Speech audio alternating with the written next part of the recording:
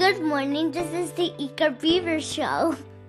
You are listening to a True North Eager Beaver Media Podcast.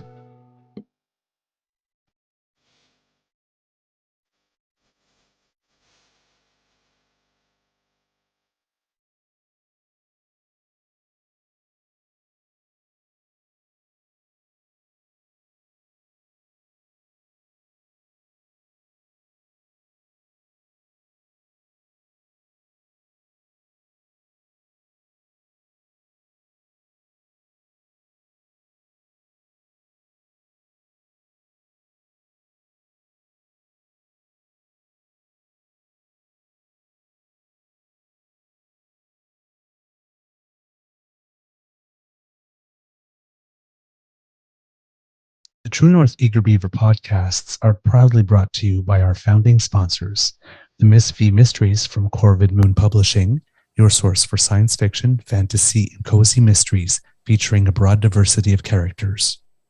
CanadianTarot.com, your uniquely Canadian online eclectic tarot community and forum, and the Peppermaster, hot pepper sauces made from fresh farm ingredients to thrill your taste buds and expand your mind.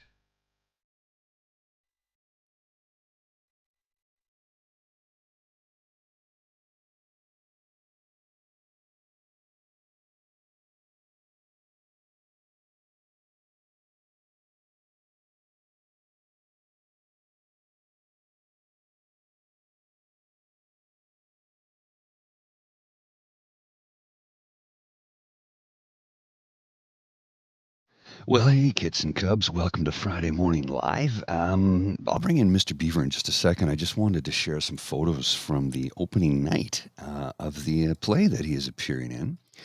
A couple photos. This is a high quality, high class production. Oh, sorry, this is the dress rehearsal. My apologies.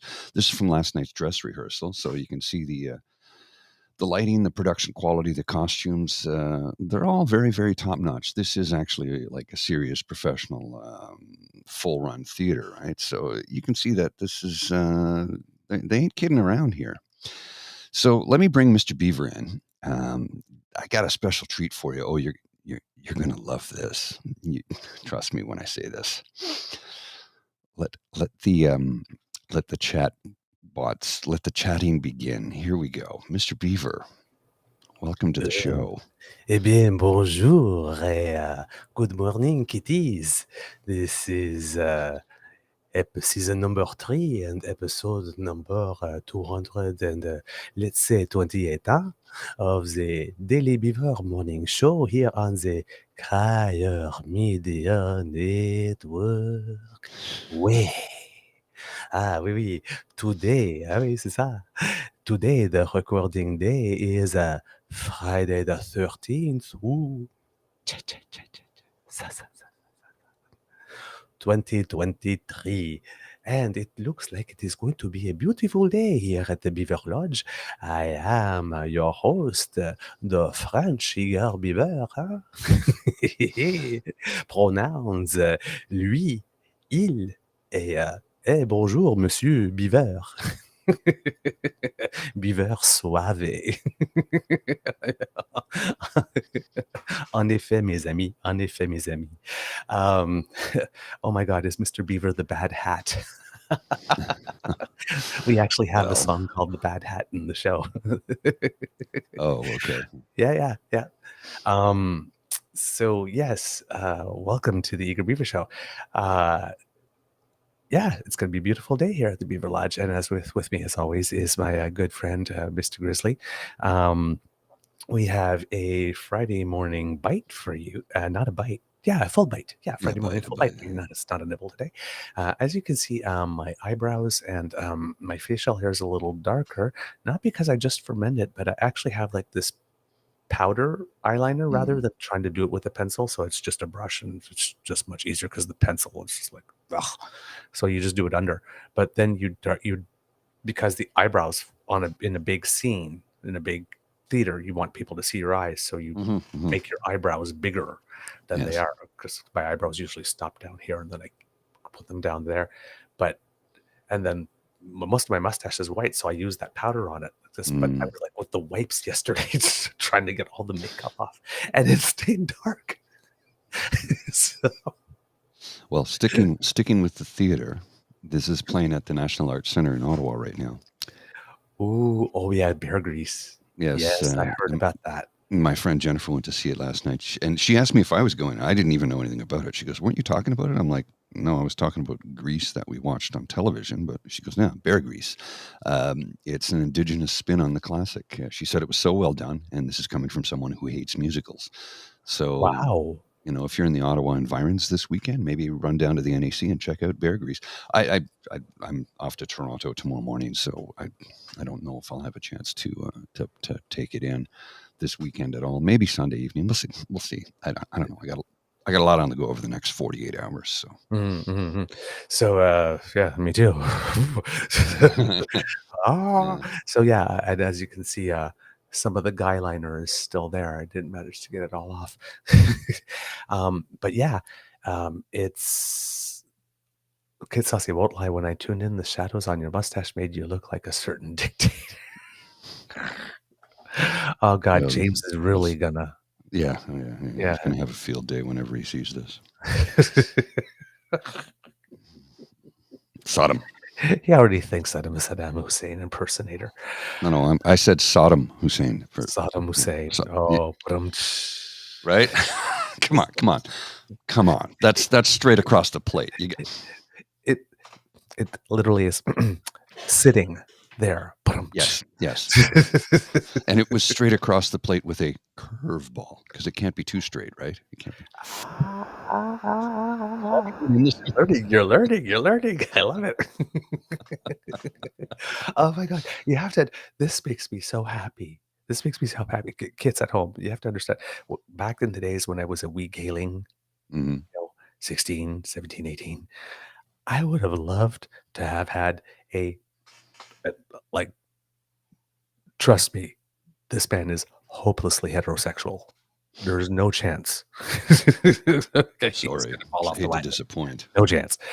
So to have a straight friend with whom I could make gay jokes and who would make gay jokes back with me, and then I could make straight jokes with him, razz him, and he'd get just completely the back and forth, right? The back and forth, but not be weirded out and be willing to make one to go there. Well, right? And it's like, yes, finally. It's one of those things that a lot of straight guys do to one another. Instead of saying, "Hey, I love you, man," it's like, "Hey, go." You know what I mean? It's always trying to one up one another in the vulgarities on what one should do to one's mother or something like that. Or when somebody just leaves it open and it's like, oh, yeah. Exactly. It's like a guy thing, but this is a straight guy and a gay guy thing. So and I think it's an extra layer of humor because. Well, that's the thing, and the thing is that you miss out on that. You didn't get to go through that. Yeah. No, I mean, I have it with my my gay friends. This was like, oh yeah, and we have our own version of that. But I mean, it's just like, oh my God, he's like, yes, I finally went to the boys. And that's the one thing about this network too. It's because it happens with Dean and it happens with James and it just happens with everybody. It happened with Ryan too. It's just those little boom booms. Oh God, it's so nice to finally be one of the guys. Yeah. I can understand that. Yeah. All right. I got some data for you though here quickly. I just a quick hit. Yes. So you know how yesterday I was reading on I was on going through a YouTube metrics and stuff, and it sends me hints. Take a look at this. And I got one from a person that I've been following for a little while. She says, "This is the reason I'm leaving Canada. It's broken." And I watched a couple of minutes of the video, and I went, "No, whatever." And all these Canadians chiming in, "You're absolutely right. It's broken. It's this. It's that." And they went on and on and on and on and on and on and on and on and on. All Reform Party aficionados who hate this country and hate everyone in it. And I said, look, if that's the case, why is it the number one destination for people to want to move and live to and work in and blah, blah, blah, blah, blah, blah. And here's how I'm going to back up some of that data. This is, according to Google searches, the most popular countries to immigrate to. Let's go down here. Around a third of the world is interested in working in Canada. The top search in 56 out of 164 countries. The next closest is Germany with 13. But Canada's broken, right? Nobody wants to come here. The United States has, well, here's funny. Canada, we know who those people are. Germany, Haiti, Israel, and then Puerto Rico, which is part of the United States. It's not a state, but it's a protectorate. If you're born in Puerto Rico, you're a U.S. citizen. Right. And then Taiwan. Now, I don't know what the asterisk is for because it doesn't give me that data, but Taiwan, which is an independent, but it's China, but a whole It's complication complicated. Yep. there. Yeah. But yeah, look at all these countries that want to come to Canada. Afghanistan, Antigua and Barbuda, Bahamas, Bangladesh, Belize, Burundi, Cameroon, Chile, Colombia, Congo, DR, Costa Rica, Cote d'Ivoire, Dominica, Dominican Republic, Ecuador, El Salvador, Ethiopia, Gabon, Gambia, Ghana, Guatemala, Guyana, Honduras, India, Jamaica, Kenya, Kuwait, Madagascar, Malawi, Maldives, Mauritius, Mexico, Morocco, Nepal, Nicaragua, Nigeria, Panama, Philippines, Senegal, Seychelles, Sierra Leone, Singapore, Somalia, South Africa, South Korea, Tanzania, Togo, Trinidad and Tobago, Tunisia, Uganda, USA, Venezuela, Zambia, and Zimbabwe. Basically, 56 countries around the world that people live in that want to come to Canada for. But, Canada's broken, right? Yep. As Saucy mentions here, the people who say Canada is broken and the people who don't like multiculturalism are usually in the same part of the Venn diagram. Yeah, I think that's what they think is broken. Yeah. Letting too many of those, whatever word they use to describe them this week in. Yeah. Yes. Oh, yeah. All right, kids. I'm excited. I'm excited for opening night. We definitely do have a show. So, a couple of kids. We have this thing called a scrim, which is sort of like, you sometimes have those blinds that let like a certain amount of light in. So it's one of those scrims. It's like that. So it comes ahead and it creates sort of like this. For example, like if you have a scene, for example, where somebody had died and their ghost sort of comes back, you put them behind a scrim with a little fog and it sort of looks like they're in another world a little bit. It's a really cool effect. But that thing has a metal bar on the bottom because when it lands so that it stays and it doesn't sway. And that bar is a little heavy and a scrim comes down fast. So twice yesterday, we almost had people taken out because wow, you tell people, it's like, see that line there? Don't pass that line. And then a scene ends and then people disperse and then people cross the line of the scrim. And rather than going towards the wings, because there are so many people on the stage, sometimes we're over 20 on the big group scenes. Like this, the script comes out, and you're like, we're yesterday at the dress rehearsal, we're like, just like yelling, it's like, So, it seems that as well as acting in the show, might be on scrim duty, standing by the wings. It's like, okay, good to know. Because the last thing the story is about the 12 girls. So if one of the 12 girls gets taken out by the scrim during the show, then suddenly the show changes. Well, that would be a change for sure. Oh, the morning pour. There it is. All right, and we're gonna need some coffee today because there is stuff, my friends. There's stuff. Oh God, there's so much stuff. So much stuff. I don't know if you saw the headline. Let me see if I can find it quickly. I'll just relay it to you. If I saw a headline earlier, Israel warned Gaza to basically evacuate. Mm-hmm. Where? Where are they going to go? There's 2 million people there. Where are they going? And the They need to evacuate. And they can't go through the Rafah border into Egypt because that too is being bombed by the Israelis. So are we bombed, about to not bombed, but I'm sorry, maybe not bombed, but like observed or surveyed or monitored or something. Is there? I'm posing this genuine question. I'm genuinely asking this. Are we on the verge of genocide? It could be. It could Are be. we about to witness that? Is this like? Okay, well, yeah. We'll see. Okay, according to my notes, what I have here, international efforts to try to get aid into people in and out to people out of Gaza by the border crossings. Leaves only Egypt as an option, but that country's foreign minister says the Rafah border crossing is now not officially closed, but Israeli airstrikes prevent them from operating. So there are airstrikes being caused there. Egyptian and American officials are trying to convince Israel to allow fuel and other goods to pass through the border through Egypt. U.S. Secretary of State Anthony Blinken, who got to Israel yesterday and is leading America's response, says that it's a priority for the U.S. to try and get that border open somehow to allow people out. He arrived in Israel along with some hostage experts in a hope to be able to rescue some captives. But when you're asking about specifically the whether or not you're going to see something terrible, I think we are, and I think that your fear of that is not unfounded, because the prime minister, specifically when he was talking about it yesterday, he was, mentioning once again how Israel definitely does have the right to defend itself and all such things. But a lot of people maybe didn't catch it, but in the sentence he said in accordance with international law. Right.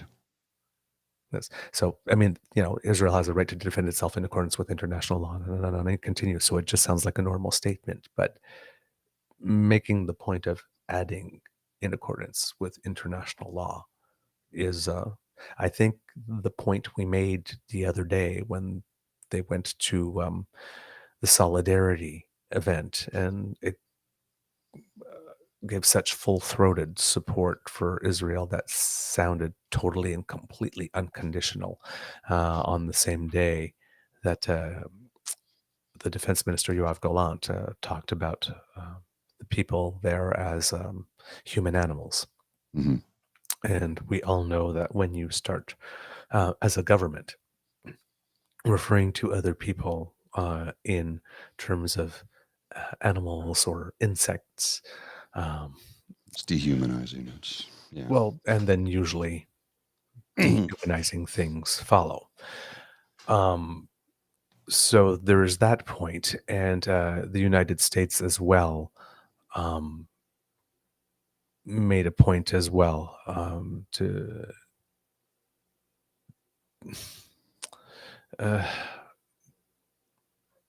focus on the fact that, well, they don't want war crimes like they just. Of course not. The ones they committed, you mean? Yeah. I mean, Anthony Blinken was, we know Hamas doesn't represent the Palestinian people or their legitimate aspirations to live with equal measures of security, freedom, justice, opportunity, and dignity. And basically, and it's coming from everywhere. So Blinken was suggesting that the U.S. is echoing international calls for Israel to follow international law and avoid harming innocent civilians. Quote, in the days ahead, as all signs point to a likely ground incursion, the Prime Minister and I discussed how Israel does this matters. We democracies distinguish ourselves from terrorists by striving for a different standard. So this is already on the record. So this is the U.S. This is what Dr. Yara Hawari released at 5 a.m. today. 5:03 a.m. actually. The Israeli regime has notified the UN that 1.1 million Palestinians have less than 20 hours to evacuate the northern part of Gaza. So many roads have been destroyed and most don't have vehicles. They know that this is impossible. This is ethnic cleansing and the world knows it. This is her words. I honestly... That warning only matters if the people, because there's the only other places that they can evacuate to are also within Palestine. Yes. So if Israel is saying that they're going to bomb the living daylights out of the north, go south, they better not be bombing the living daylights out of the south at the same time, because then that's almost like kettling. Oh, yes. And here's a map that Ree sent. See if I can put this on the screen. I guess everything north of the red line is what they're saying. You need to get out.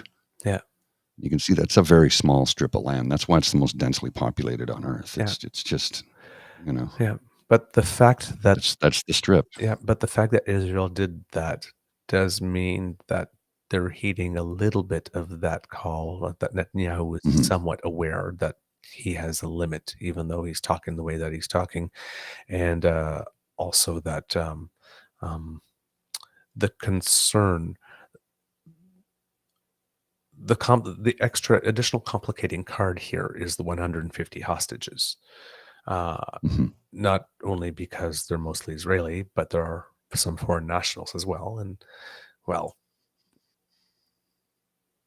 like when that airplane over Iran that was taken off the Ukrainian Airlines flight exploded, Mhm. there was a lot of Canadians, but there were people from 40 different countries,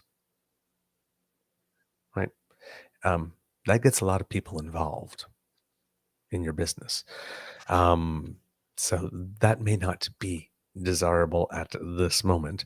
And there is um, dissatisfaction in Israel, given the monumental size of the intelligence failure.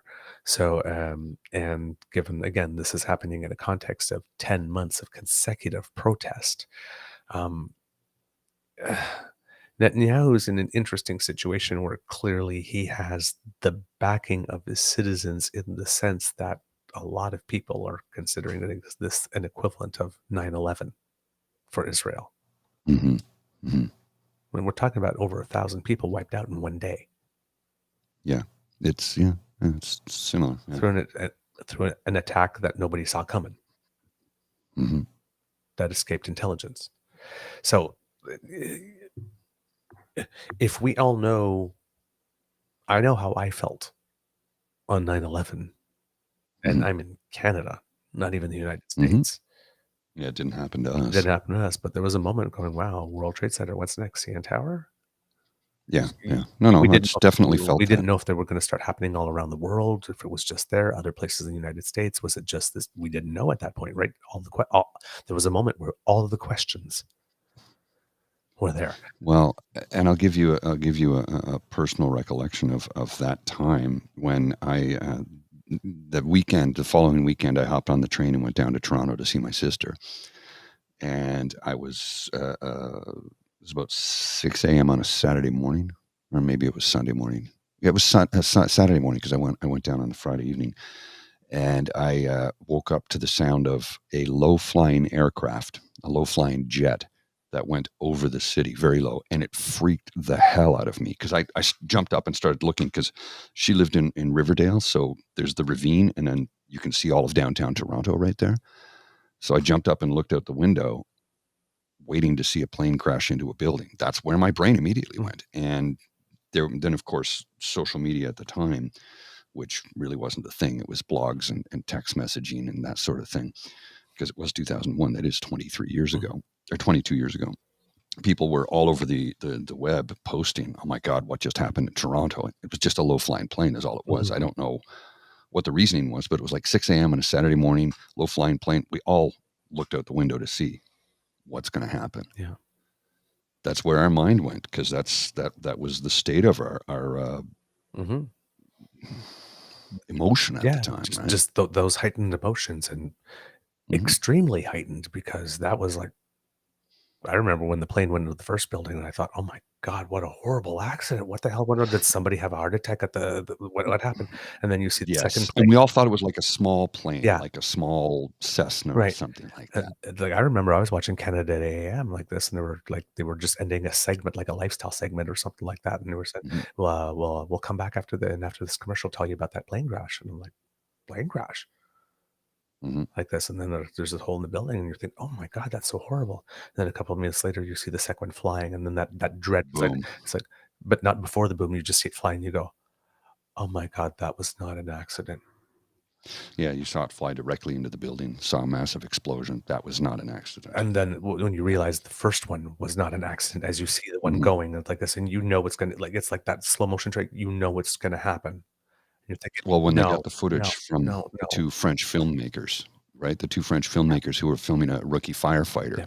and they showed the plane right over Manhattan directly into the building, and that was like a 737, I Yeah. think, or 737. It was like, "Oh, that was not an accident." this is a terrorist attack. I remember that. I remember it like it was yesterday. But that moment, you go from, oh my God, what a horrible accident, to, oh my God, we're under attack. Right? Yeah. Yeah. Um, it was not an accident. That was intentional. Yeah. Yeah. I remember. Never forget that. Yep. And there's like lots of things that happen in that moment. But that first one's like, what about us? What's next? Was like, if you have anybody thinking, because at that point you don't know who did it, but you're thinking of all the potential players. Oh yeah, your mind just reels at that point. Well, and I assume like if you're from that community, from those communities where this is a thing, if you're sitting there and you're going like, everybody around the world that came to the United States from places where there are terrorism incidents, we're wondering. Yeah, we're no longer safe. Well, number one, but we're wondering also who's going to be the scapegoat. Oh yeah, that was the other thing. Yeah, is it the Muslims? Is it anything else? Right? I mean, it's not limited to just the Middle East, right? We're having a thing with India right now. And if I remember correctly, most of the television anchors at the time, Peter Jennings being on ABC, most of the television anchors, including Peter Jennings, Dan Rather, Brian Williams on NBC. No, Brian Williams wasn't there. It was, anyway, I was watching the US coverage. I was watching the Canadian coverage, and I don't recall any of the anchors or any of the lead storytellers, if you will, even beginning to suspect who did it. They said, we have no knowledge. We don't know who did this. They didn't want to start pointing the finger of blame because you know what happens. And then once the news came out, who did it, it was like, uh-oh, every Muslim in North America, any woman who wore a hijab suddenly took it off. But because they were afraid. And I understand why. Yeah. But on the other side of the ledger too, right? Like, I remember there was a period that the buzz about it seems to have stopped, but there was a period in the United States where when there was a mass shooting or there was something, it was like you got like, you just go on Twitter and you like hear people going, oh, please don't be a black man. Oh, please don't be a Muslim. Oh, please don't be just like our communities just had, please just, people were like feeling terrible for what happened. They were playing like, just please let it not be revealed that the shooter comes from our community. Because now I have to wear that, and I had nothing to do with it. Yeah. Right. I can't no more. But along with that, so for those of us from that community, and for those of us who have people that we love from those communities, right? There's fear for us. And then we think, oh my God, if it's this, my friends are going to be so targeted. Oh my, right? And then you had this whole other section that was like, just bomb the fuckers. Bomb them to smithereens. But who do we bomb, though, was the first thing. Right. Like, who do we bomb? But like right away, it's like, we got to get revenge. We got to, like a bomb, we got to teach them a lesson that you can't do that again. We got to make an example. Who was them, though? But right away, whoever them was, this is what they deserved, right? So you got those, you've got that, and you've got the same visceral emotional reaction. Right. But you've got the same thing going on here, right? You've got people like horrified at what happened to innocent Israeli civilians, and equally horrified that you've got some Palestinians now who had nothing to do with it, and for a lot of them, again, let me remind you, do not like Hamas. They just want to live in peace, man. And all of a sudden, there's no electricity, no water, no gas, no food. You're starving out 2 million people because you feel like it. Because the actions of a few, you have to you paint millions with the same brush by the actions of a few. Now, it's bad. I assume the Israeli strategy part of that is to get the Palestinians to turn against Hamas. So when they come in with about 360,000 soldiers that they have amassed at the border, along with tanks and other ones, preparing for the incursion, that people will go like, they're over there. We want to eat. You just want to live, man. Like you're trying to tell me the person working in a falafel shop serving shawarma every day really wants to be a part of this? They're just trying to get by like the rest of us, man. Yeah. So it's going to be terrible. It's going to be terrible. Oh yeah. Um, Can we go domestically? I have a not just yet. Not just yet. okay. It seems that when Secretary Blinken arrived, Prime Minister Benjamin Netanyahu showed him some graphic videos and photos of what Israel calls atrocities. And I'm going to give a little bit of a trigger warning here for people.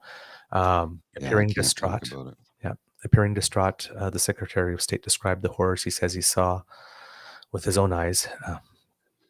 Babies riddled with bullets, soldiers beheaded, young people burned alive in their cars or in their hideaway rooms, and more. He said, I could go on. It's simply depravity in the worst imaginable way.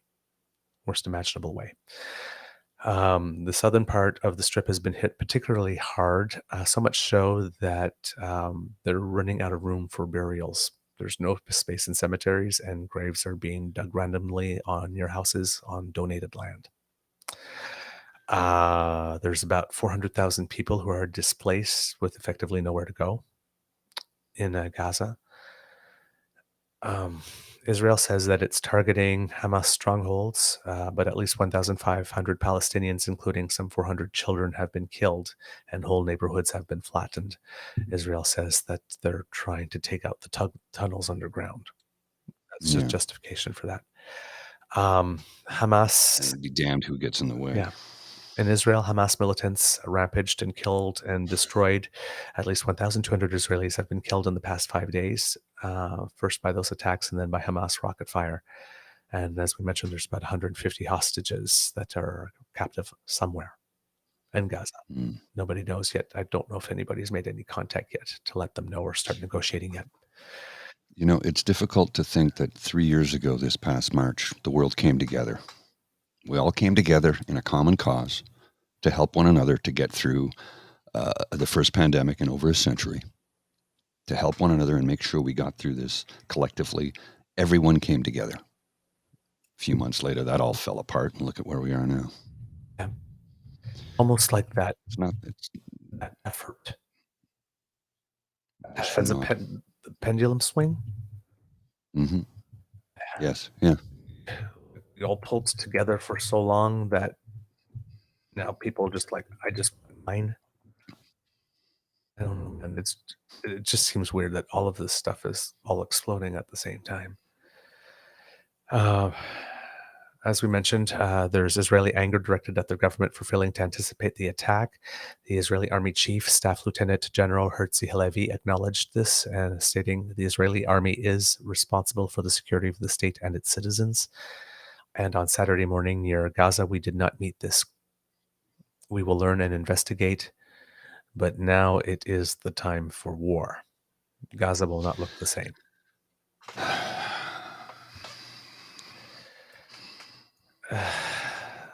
Again, I'm not there. I don't know. It's just all bad, and it's innocents that are going to suffer. People who have nothing to do with this are going to suffer the most. Yeah. You know, the other day it was you had the official leader of the opposition, Pierre Poilievre, on TV saying Canada must conduct an investigation into how Hamas breached Israeli security. I've also seen Pierre Poilievre come on television and say, Canada has no business in the affairs of other nations. Yep. We don't get involved in that. So which is it, Pierre? That's the one I don't think about foreign policy. I was looking for that clip the other day. I saw it and then I lost it. I wanted to bring it up to do an A-B comparison, but it's like, what in the bloody hell is he? No, we're not investigating that. It's not our country. Yep. It's not our security. He just wants to try and turn everything he can, every little bad thing that happens on earth into Trudeau bad, me good, Trudeau did this, I will fix it. That's all it is for him. Mm-hmm. And there are people who will fall for it because they don't have time to be properly informed. Right. But this is him again. And all they get are sound bites and clips. Yep. This is him again pandering and campaigning on the strategy. Canada should launch an investigation to with what, how, who, under what authority? You know, when you Seriously. see those guys screaming in the face of the prime minister, screaming QAnon, batshit crazy things, I want to pull them aside and said, "What are you doing? Look, I get that you're upset, but if you're going to be upset, at least back it up with actual facts. Don't just scream ridiculous things in the face of the prime minister." Would I scream in the face of Pierre Poilievre? Yeah, I probably would. Except the thing is, I'd be fully armed with facts and his lies that I can prove that he lied. Mm, There's the difference. yeah, yeah. Somebody yelling and screaming at Trudeau, "You're a disgrace to this nation. You're a traitor. You're a dictator. You're the..." None of that is true. Mhm. Easily disproved. Yeah. Now, speaking of lies, maybe, you know that thing I keep on saying about why lie or embellish or anything when the truth is horrible enough and it will do? Hmm. American officials are facing a few questions about some claims after President Joe Biden falsely said he had personally seen confirmed images of beheaded children. Okay, so he did not see them. Apparently that, yes, because that was going around, even though he had not. National Security Council Coordinator John Kirby says the president was referring to news reports, dismissing the concerns. Um, yeah, stuff like that doesn't help, especially Does not help at all. especially since there are efforts to put out false news specifically that looks very real, right? They do the headings and whatnot, and it's only like you have to look for a couple of things, then you noticed, oh, well, wait a minute, there's no way you could possibly know that now. That's okay. This has to be a fake one, but a lot of them look real, and so yeah, if this is not an issue for freelancing. No. If you say something happened, it's because it's documented somewhere. You don't crisis communications number 101 in this type of thing, like, a plane crash, this type of thing going on. It's, Hmm. $3 billion suddenly goes missing. You don't say something like, oh no, the money's not missing like this. We know where the money is like this. We just, need to do an accounting thing. And then somebody goes, well, where's the money then? And then you go, because that's the next obvious question. So you don't say you know where the money is if you don't actually know where the money is. Right. So Yeah. this type of thing, I mean, the horrors that are being Oh, yeah. seen like this, and to say, I personally saw pictures of Diet when you didn't.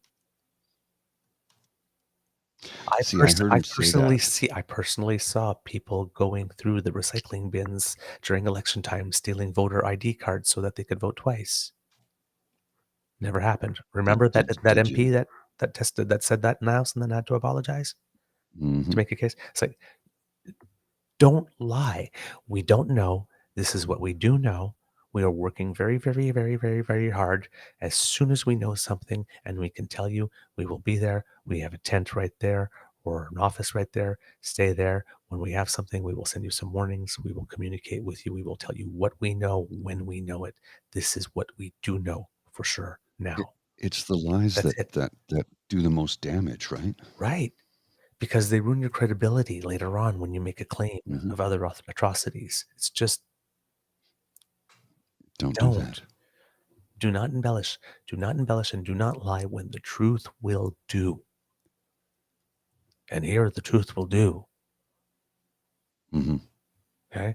The Israeli army was able to take a handful of journalists, including some from the CBC, to the site of the rave, where many had come to celebrate music and life. And I mean, this is just so heartbreakingly ironic, because for about 1 or 2 years back in my younger days, I enjoyed rave culture, and it literally is a total lovin'. Hmm. Total lovin'. Hey, how are you? Oh my God, I love your hair. I love what you're wearing. Oh my God, you're so interesting. Tell me everything about. I mean, it's just, Hmm. it's a lovin'. Yeah, I've been to It's a raves. I total haven't been to lovin'. one in a long time, but I So have. to have something like this happen at a place People just like love and music and happiness Mhm. and wanting to be I was all the in only the guy at the rave same drinking a beer. nice bubble of love and comfort and good music and good times. Plur. Plur. Peace, love, unity, respect. Right. Plur. I spoke to a friend of mine who goes to a lot of raves. I haven't talked to her in a while now. And I said, she was telling me about events that she'd attended recently and some of the things that had happened. And I'm like, what happened to Plur? She said, oh, that disappeared a long time ago. I'm like, well, that's heartbreaking because that was the whole idea behind it for my generation. Right. That was the whole idea behind a rave. Plur. Peace, love, unity, respect. Respect each other's space. Respect each other's culture. Respect each other's faith. Because I'd been to raves where it was the United Nations. Oh yeah, absolutely. Because everybody was welcome as long as you show respect and respect yourself, respect everybody around you, respect each other's space, respect each other's privacy. Just be respectful. It's not difficult to do. I've been to a rave, things that you never knew happened once. Like there was the rainbow Muslim, well, not Muslim, I say rainbow Arab community, because there's Catholic and Muslim, but the rainbow Arab community, gay community, had an event. And it was a rave style music, but with all Middle Eastern influenced sounds layered on top of the beats. What a great night! Mm-hmm. Like music you never usually get to dance to anyway. Well, right? You mentioned that, and do you remember so you know how the reformer Christian evangelical anti-trans folks across the country did the Million Van March when, I don't know, maybe 20,000 people showed up across the country, if that many. There were more counter-protesters at every march, and those folks were using the Muslim community as a cudgel. Yep. And I said, they will throw you under the bus the first second they have. Yep. The first second, and they've already started to do it. Oh, yeah. And there were members of the Muslim community who are rainbow who came out and said, these people do not have your interest in mind. They will use you, abuse you, and throw you away. They've done it before. They'll do it again. Do not fall victim to this. Not to mention the fact that, hi, we're here, we're queer, and we're not going anywhere either. There is it's not like we're just going to let you. Well, and they seem to think, well, no, you're Muslim, you're not gay. Yeah, guess what? Gay is across every spectrum, every color, every creed, every religious belief there is. Believers, non-believers, practicers, non-practicers. It's a natural thing. And people say, well, that's unnatural because well, tell that to the animal kingdom. Yeah. Remember there's gay giraffes, dolphins, gorillas, monkeys. It's everywhere. Yeah. And remember that TikTok clip we showed of that young Arab man. Mm-hmm. He says, I left the Arab world because I couldn't be who I am there. Yeah. And he said, don't fall to this. Don't succumb to this. They will trample all over you the first second they have. Mm-hmm. And as a matter of fact, I can guarantee you, they'll use the same footage of young Arab children stomping on rainbow flags to use against them to say, see, these people are hateful. You know damn well they'll do that. You know they'll do it. Yep. Because that's who they are. Yep. I could go on a long rant on this. Oh, no, I know.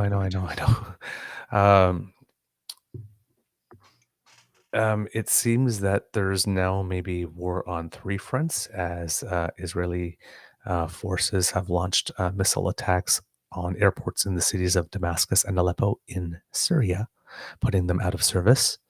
I'm guessing the strategic military aspect there is because Russia and Iran are very, very, very much in Syria, and that allows another way to get to Israel also by attacking the airports. I'm guessing that will make it a little harder for them to do that. And it seems that the $6 billion that the United States was unfreezing that was, I think, in a South Korea bank account that got transferred to Qatar and was supposed to be used for humanitarian things. Well, it seems that there's an agreement between Washington and Qatar to refreeze that account.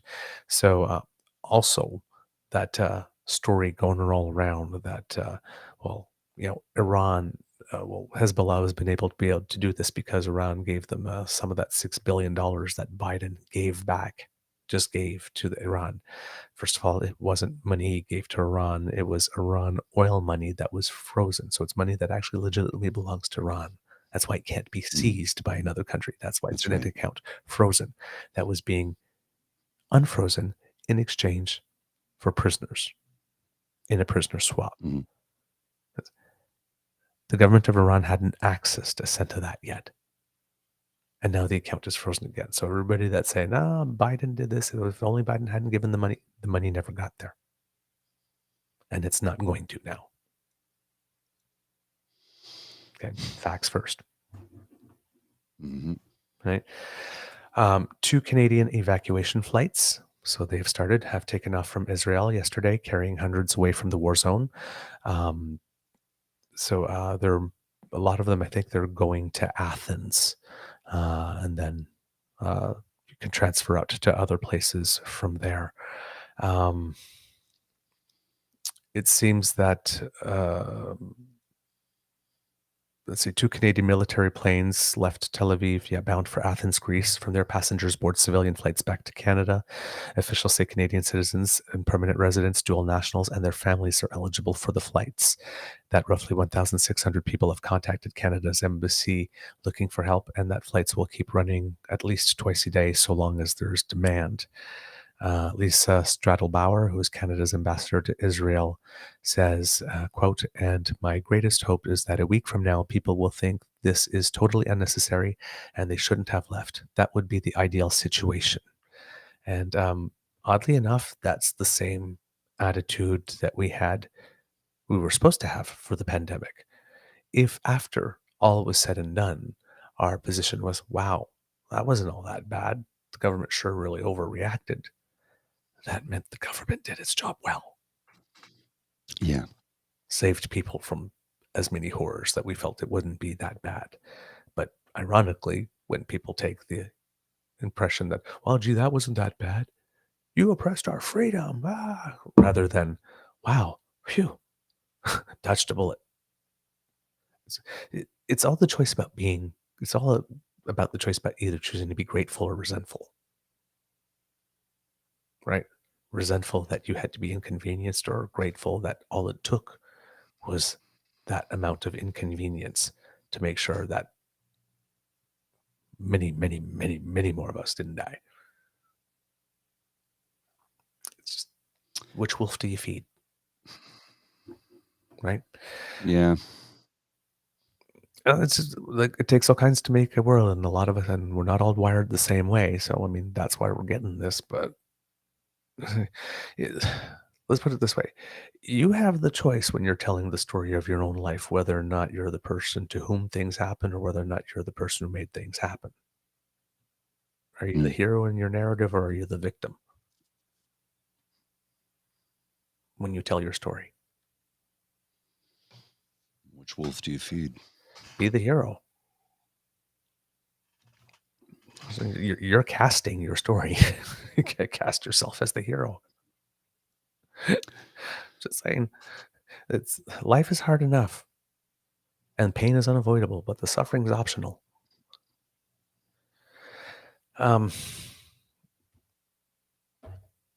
It's in Gaza. Unfortunately, there still is no plan to be able to get people out, even though there's an expressed desire to do so. But how? Borders are closed. So I'm guessing that's another thing nations will be probably trying to negotiate from Israel to try and find a way to do that. And Israel will need to do that if it wants to keep international community on side. I think the Weibo of the fifth column describes that all wars are popular for the first 30 days. And then real life starts to happen.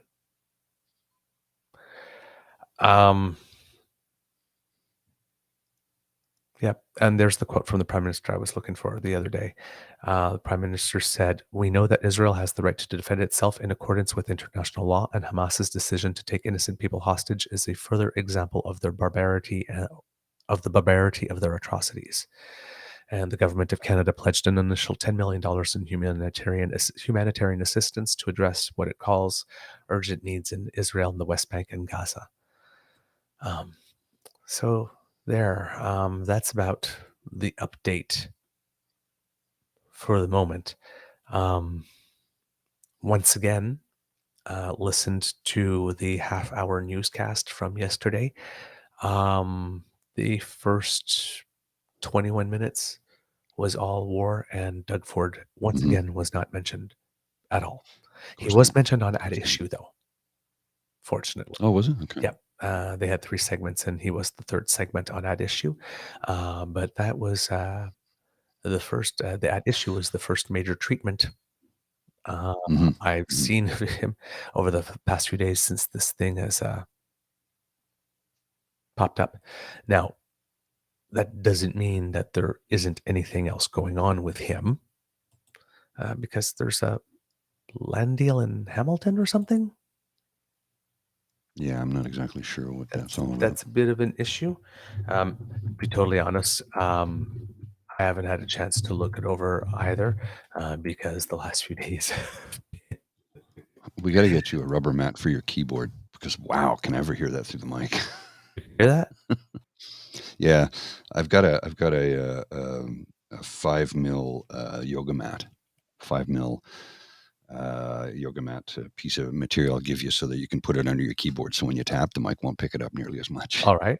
It's because it's really loud. Okay. Sorry. That's me being an audio guy. That's all. That's all it is. You're speaking of land here. I just wanted to put this little footnote in for those of you who are not aware. So you know how they're telling people to abandon Gaza and they cannot go to Egypt. And here's something you may not know. Not you, sir, but for the listeners and the viewers. Egypt doesn't allow Palestinians to cross into Egypt. No Muslim countries want them. When Israel returned Sinai to Egypt, Egypt refused to take back Gaza because Gazans are trouble wherever they are. Egypt's border with Gaza is 8.7 miles long, so that's about 17 kilometers, and 20 feet high, so 5 meters high. It's made of stone and concrete. It also extends with steel reinforcements 60 feet below the surface, so about 35 meters below the surface. This is to prevent underground tunnels, trafficking, and weapons smuggling. In 2020, Egypt updated its wall to include electronic sensors. So basically, if you're in Gaza, you're screwed. It's just all bad. Jeez. I did not I know just thought that. I'd add that in. No, I know. I didn't think anybody would, so I thought I'd add it in. I didn't know if you did or not, but it's like I just got that like moments ago. Nope. It's like that's a border wall, my friends. Oh, wow. Yeah. So if you're in Gaza and you need to go to Egypt, it ain't happening. They're not accepting you. You cannot cross. You can't cross. Dang. Yeah. Dang. They definitely, like you say, Gaza is the world's largest open air prison, effectively. You know. So, with regard to Doug Ford and Hamilton, I'm going to go to the source that has been doing most excellent work here, the Narwhal, on this story. So there's an investigation that was published on October 5th that says Ontario favored unnamed third parties over experts when forcing Hamilton to expand, say, court documents. It's by Fatima Syed and Emma McIntosh. Says the Ontario Public Servants warned the Doug Ford government it would face unknown environmental consequences stemming from a controversial plan ordering the city of Hamilton to sprawl onto farmland, internal documents show. The government disclosed the records as part of a lawsuit launched in December 2022 by an environmental advocacy group. I told you, environmental advocacy groups and First Nations groups, do your thing, seeking to overturn the Ontario directive On November 4th, 2022, the same day it opened, Greenbelt Lands for Development, the Ontario government unilaterally extended Ontario's urban boundary by 2,200 hectares of land, a bit less than the size of the city of Orillia. About 90% Wow. of the expansion would clear the way for urban development on prime agricultural land. Shocker. The records show unnamed parties requested dozens of the changes Ontario made to Hamilton's growth plan, and more than a third of the 77 changes had no listed purpose or rationale. Quote, these documents show that we live in a province run by third parties, and Mr. X's Sandy Shaw, a Hamilton area NDP MPP, said in an interview referring to an unnamed development lobbyist who had direct access to ministry officials about the Greenbelt, according to an Integrity Commission report. This is just Greenbelt 2.0, Shaw said. Once again, the decision wasn't based on evidence, consultation, expert advice, and it was made behind closed doors. The government, of course, has refused to identify the third parties, raising more concerns about the lack of transparency in the provincial growth and development process. They learned nothing. No, of course not. You just went through this like days ago. And not wanting to share the information. How did that work out for you, buddy? Really? You want to go back to the well again? Really? Well, you know. As I'm like, that Bugs Bunny? He not too bright, ain't he? Boy, the revelations from the documents are coming to light in the wake of Ford's stunning admission he made a, skippy air quotes, mistake. No. You didn't make a mistake, buddy. It's not a mistake. By opening No, up it was protected intentional. by opening protected areas of the Greenbelt, including some in Hamilton and other land around Toronto, to new real estate development. Ford announced he was reversing the decision to open the Greenbelt last month following two scathing watchdog reports, which found the process was greatly influenced by developers and potential political staffers. And since the RCP has announced that it has opened a criminal investigation into his government with regard to that. So when the article says the fallout has triggered a political crisis for Ford, yeah, just a wee bit. Internal ministry assessments of Hamilton's boundary expansion obtained by the Narwhal through the court case show parallels with that flawed process, revealing the government's decisions was made despite concerns raised by the province's own experts and in deference to third-party requests. Some of the lands implicated in the Hamilton boundary expansion fall within the Greenbelt, but it's unclear what their fate will be. Quote, this all seems very, very underhanded, said Mel Switzer, president of the Hamilton Wentworth Federation of Agriculture. Both with the Greenbelt and the urban boundary expansion, the government didn't listen to the city. They didn't listen to their own public servants. They went behind our backs and went after some of the best farmland in Ontario. If we lose that, where's the food going to come from to feed all the people the Ford government wants to live in Hamilton? I want to house them. How they feed each other. Well, folks, that'll be for next election. I'll make some new friends of folks and folks of friends who I can make some deals to make sure they get fed. All right? My good buddy Galen has a superstore just down the street. He'll build a new superstore for you, where you can also get your health care. Oh, gee shucks, For folks. a price. Oh, Have I showed you my latest cheesecake recipe? this guy, I tell you. It goes on here. I'm going to skip a couple of paragraphs here. The Narwhal emailed a list of questions about the documents to new Housing Minister Paul Calandra's office, including whether environmental, infrastructure, and financial analyses of Hamilton's urban boundary expansion were done before the decision was made to expand the urban boundary. Yes, this deserves another pour. The Narwhal, Damn right. the Narwhal also asked Calandra's office for a list of the third parties who requested changes to the boundary.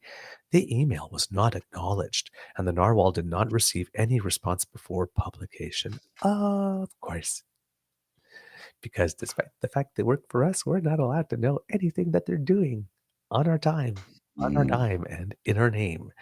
That's not how it's supposed to work. Just saying. Despite repeated questions from opposition leaders, Calandra has said the government has no plans to reconsider the Hamilton decision because, again, that worked for you so well when you had no plans to reconsider the Greenbelt decision. Quote, an expansion of the urban boundaries in and of itself does not necessarily mean that housing will be built on that expansion, he told the legislature in late September. The city will determine when homes or if homes will be built in that expanded area. The city determines if the land will be serviced and when it will be serviced. So that is the reality of the expanded urban boundary. And of course, you're pushing for strong mayors now in more places. And I'm guessing if they're strong mayors because, well, let's face it, Doug Ford is not so much a premier as a wannabe mayor of all of Ontario. Yeah. Wants to control all the city councils basically as much as he can. Well, and let's take a look 1 second there on that when it comes to public transit. Okay, you know how he's threatening to withhold money from Ottawa because of the LRT fiasco. I actually agree with him, right? Until they get that straightened out. But what about the Eglinton Crosstown? Why hasn't that been? That's only been going on for what, 20 years? I think. Is he not holding up money for that? Yep. Now, I mean, yeah. Now, remember when we had we were talking about Merritt Stiles, and she was talking about Andrea Horvath because she's now the mayor of Hamilton, and says, well, you know, she has her own relationship with little shade there. Mayor Andrea Horvath said she is not surprised that these documents show Hamilton did not need any changes to its urban boundary to meet its housing needs. She said the city has already surpassed its housing target for this year of 4,700 units by approving 12,000. Surpassed its housing target for this year of 4,700 units by approving 12,300 units in its already built-up area. Quote, we don't need the province to give us new growth borders. We need them to give us new funding, Horvath said in an emailed statement to the Narwhal, listing the various issues facing the city, including affordable housing and mental health crises. So, yeah. And here's the thing with Doug Ford. He did that little shindig for his friends where somebody recorded it on video as he was running for the leadership of the party, saying that he was going to open up those greenbelt lands. And then the public, I'll let him know that, no, you are not. We will not have it. And they let him know in such a way that he did, I keep on saying, a Cirque du Soleil worthy tumbling pass. I said, okay. Stuck the landing and go, I will never touch it. And because Doug is for the people, and Doug is a municipal councilor who gives people his telephone number, and he'll come here and he'll do things for you. Make sure that it gets done. Because, well, heck, there's no way that Doug Ford could be up to anything else but getting it done. Just like when he was a city councilor, right? Just getting in there and making sure that, you know, it's like, I'm going to push him. I'm going to make it happen. I'll leave no stone unturned. I'll be on the phone 24/7. All the number of things he says, right? I'm going to do that to get homes for you. Because we need those homes. Right? All throughout this whole thing, every time somebody's trying to go, yeah, I know I did that, but we need those homes. Right? Just seems that, yeah, but we need those homes justified everything. And then we know that Doug has a penchant for abuser talk that we've mentioned, and we know that when it comes to abuse, abusers usually don't stop at just one. And then we have Doug Ford, who we find out 4 or 5 years after he told us that he would not touch the Greenbelt, that he never actually did drop that idea. He had been lying to us the entire time, which seems to have pissed off his former housing minister, Steve Clark, because he's apparently, the word on the tweet is, he said, dude, you made me go around for the last 4 years saying that the Greenbelt won't be touched, and now you're like just flipping the script on me, and I'm the one that's going to be taking all the income. You're like, what the man? Why are you doing me like that? Because I think it was Clark who dropped the dime on him. That would be that would be the first place my head would turn. Yeah. Oh yeah, without question. Right. I mean, the most likely suspect, but I mean, it could be somebody else. But I mean, he wasn't happy about it, and he has lawyered up. Well, and maybe maybe Clark's smart enough to go, okay, I won't, but if I slide these papers across my desk and somebody else happens to read them and they drop the dime, it wasn't me who did it. Well, I mean, if the man actually does have a 40-year career, Mhm. there's at some point where he Knows how to realized, play. I mean, and he didn't want to look at it. That's the reason he had no look at it, at what Amato was doing, Mhm. because it's like, Mhm. he already knew it was bad news then. I don't know. Seems to me that when the Auditor General says, I'm recommending this to the OPP, and the OPP hands it to the RCP, and the RCP says that they're looking into it, and people are still mad and they want his resignation, I guess, and he says he's not going to do it, and then eventually he does. It seems at some point he probably realized, I would hope that with a 40-year career, you know when the writing's on the wall and when you need to lawyer up and you need to be the first one to say something so you get the sweetest deal. Mhm. First person who talks gets the sweetest deal. Next one gets the next sweetest. Next one, next one, next one. The sweetness goes down and down on the deals as people talk. So if you're last to talk, sometimes you get no deal at all because they don't need you. Oh, yeah. It becomes a race at some point. And when it becomes a race and when people start flipping and lawyering up, people get paranoid. And when people get paranoid, they start making stupid decisions and saying stupid things. Like, for example, oh my God, there's so much going on the Greenbelt thing. Let's like just really work double hard to hide the Hamilton stuff rather than let's make the Hamilton stuff come out at the same time as Greenbelt stuff because we're already getting hit. We might as well get it all at once. This is not a smart decision. This is a decision that's being made in panic, trying to keep the lid on this one when they know there's no way it's going to happen. Because when you put all this stuff together, kids, you create a situation where we as Canadians, we like to trust our politicians. But when our politicians do something like this, which again, I keep on reminding you, might go down as the most criminally corrupt in terms of finances government in the history of all of Canada, and by a metric shit ton. Mhm. Way worse than Delta McKinney and the gas plants. Way worse. By far. And people, And that was and bad. that was horrible, and people were rightfully upset. And he knew when he left that it was time to go. Oh, yeah. And he tried to saddle Kathleen Wynne Kim Campbell style, and fortunately she was able to make something out of it. And again, Kathleen Wynne, and you just, that's the thing. I just thought about it now when I've said it. Kim Campbell was the first woman, so they saddled her with a sinking party. Kathleen Wynne wasn't necessarily the first woman, but she was the first openly out.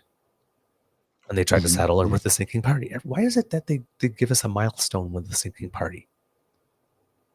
Seriously. Look, because they look, it's real simple. Oh, I'm on my way out. I'll just I'll put the gay woman in charge, and then the people who are going, see, the gay people failed miserably. Yes, gee, we can't do that again. Continue to say that. Yeah, that's all that is. Tell me I'm wrong. Jeez. You know you can't because you know I'm right. Right. And I don't like being right on everything, by the way, especially when it comes to stuff like that. Right. I hate being right on those things, and yet I'm seldom ever wrong. So when you add the fact that he said he wasn't going to touch it, and then you learn he's the type of person that when he has an idea in his head, he never really does lets it go. He just keeps on finding a different way. That's why I keep on saying that that spa, it's a casino that will have a spa in it. Because we just haven't been told about the casino part, because that's an idea of his, and I'm sure he hasn't let that go either. If he hasn't let go of Greenbelt, he hasn't let go of the casino. That's for sure. Because if there's he wanted real estate and casinos, what better way to launder money? Seriously. Well, he wanted to turn the Metro Toronto Convention Center into a gigantic casino. Right. Remember? Right. So I'm sure he hasn't abandoned that idea yet either. So it's time now. Well, you got to be able to get those folks in Toronto who can't afford to take a train or a bus to Niagara Falls to go to that casino or to go to Casino Rama because it's too far to travel. So we got to give them a casino right here in downtown Toronto so they can take the subway. We have one in Gananoque. Yeah, I know, but that's too far for him. There's one in Brockville too. Did you know that? There's one. Okay, maybe I'm talking about the one in Brockville. Sorry, not Gananoque. There's one in there's one in Gan. It's right on the 401. Like, seriously. Yeah, I know. I only found out one of them. Is it Brockville or is it Smiths Falls? One of them. One of those small towns along that part of Eastern Ontario. It's either on the Trans Canada or the 401. So it's either Brockville or Smiths Falls. I can't remember which one now. Somebody correct me, please. Has a casino. Oh, there's one in Pickering too. Geez, like every time you turn around, there's a new casino popping up. Yeah, Woodbine is also. They have Slots slots race, at Woodbine. So I think they've expanded at Woodbine and put in tables as well for roulette and poker and craps. So it's now time when it comes to Doug. Woodbine doesn't have a subway though, Dan. That's the thing. Yes. So when it comes to Doug Ford, it is now time. It's almost duty to look at every single development style deal.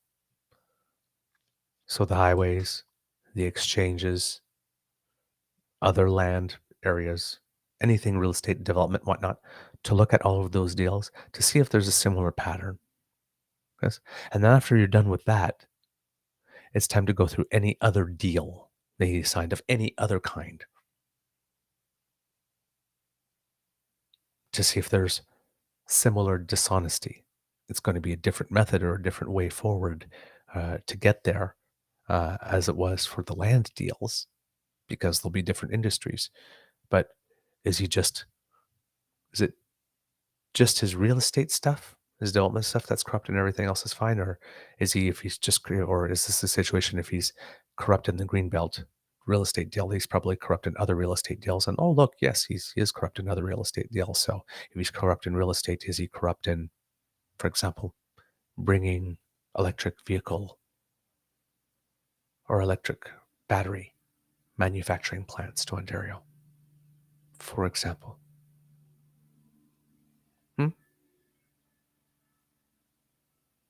We trusted. He lied. He lied big time. So now it would be negligent, almost criminally negligent, if we did not verify everything he has put his hands on. Everything. Start with the real estate stuff, because that's where the smoke's coming from, and then expand and look at other deals. Because if this guy is as corrupt as I think he is, every single deal to which he's put his name has something in it. Of course it does. He's not a very smart man. He needs to resign. I want to see the perp walk. He needs to resign, and his caucus needs to throw him overboard.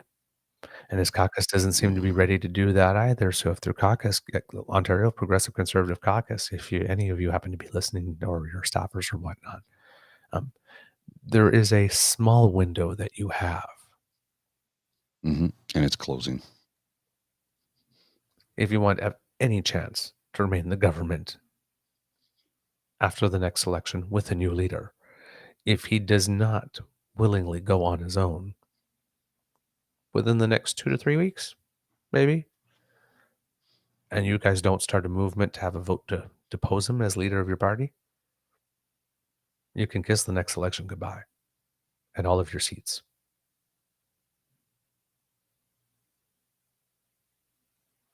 The people are not having this one.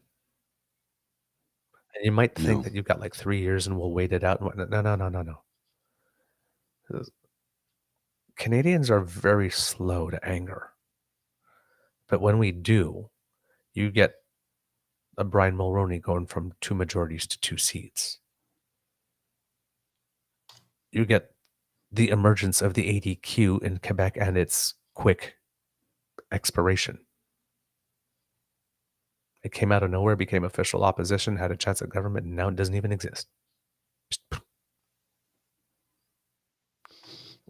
When we get mad, you're done. It takes us a while. We're very patient.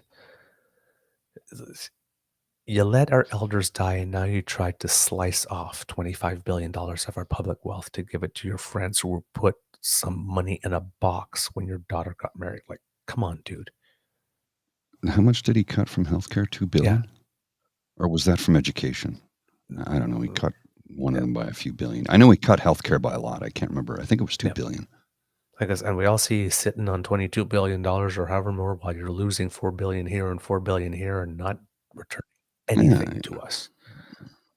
It's a rounding We're not error. getting any benefit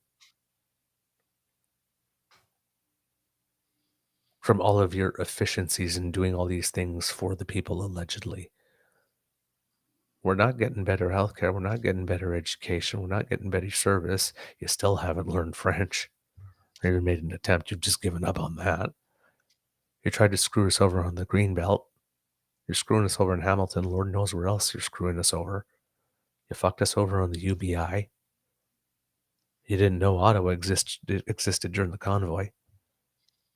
You're pretty bad at your job, dude. I mean, you really suck at your job. I mean, even before the Greenbelt stuff, you sucked at your job pretty hard. I mean, it's been a parade of incompetence from day one. Party. Throw Papa from the train. Throw Ford overboard. He's got to go. He's just got to go. He doesn't have the stuff. Ontario doesn't need a mayor.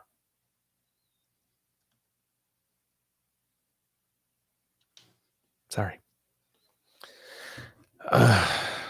He's like this small-time 2-bit, very, very corrupt that was just bumbled in to like a province of 16 million. He does not know. He doesn't have a clue. No, he doesn't. He just doesn't have a clue. This man was made for municipality, but he should have stayed where he was able to handle it. And even there, it was barely. All right. So enough with this guy. But I am hoping that as whatever's happening in Israel gets somewhat protracted, because I assume it will be protracted, because I'm assuming that if they will be doing a ground invasion and going from place to place and not trying to have anything happen to those 150 hostages, and then there'll probably be a countering insurrection. At the same time, that's where things start getting drawn out. Just as it was the case with Russia. Like for the first few days, it was all Russia all the time. And then it started, I mean, we still talk about it very, very regularly, but it's not always necessarily the number one news story or dominating the first 15 minutes or 20 minutes of every newscast. And if this becomes that, maybe that will leave room for more Doug Ford stuff, because again, it's not going away and there's going to be much more stuff. There are 93 NDAs, people. That's a lot of secrets. That's a whole lot of secrets. And that's just 93 NDAs on the green belt. Who knows if they're NDAs with this Hamilton one too. It's going to be the gift that keeps on giving for quite a while.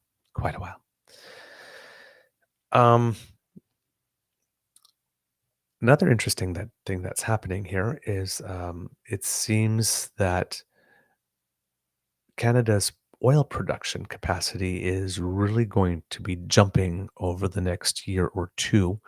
It says that it's expected to jump by about 500,000 barrels per day by the end of next year, which would be an all-time high, and it's bigger than a lot of countries in the world. A man named Kevin Byrne, who's an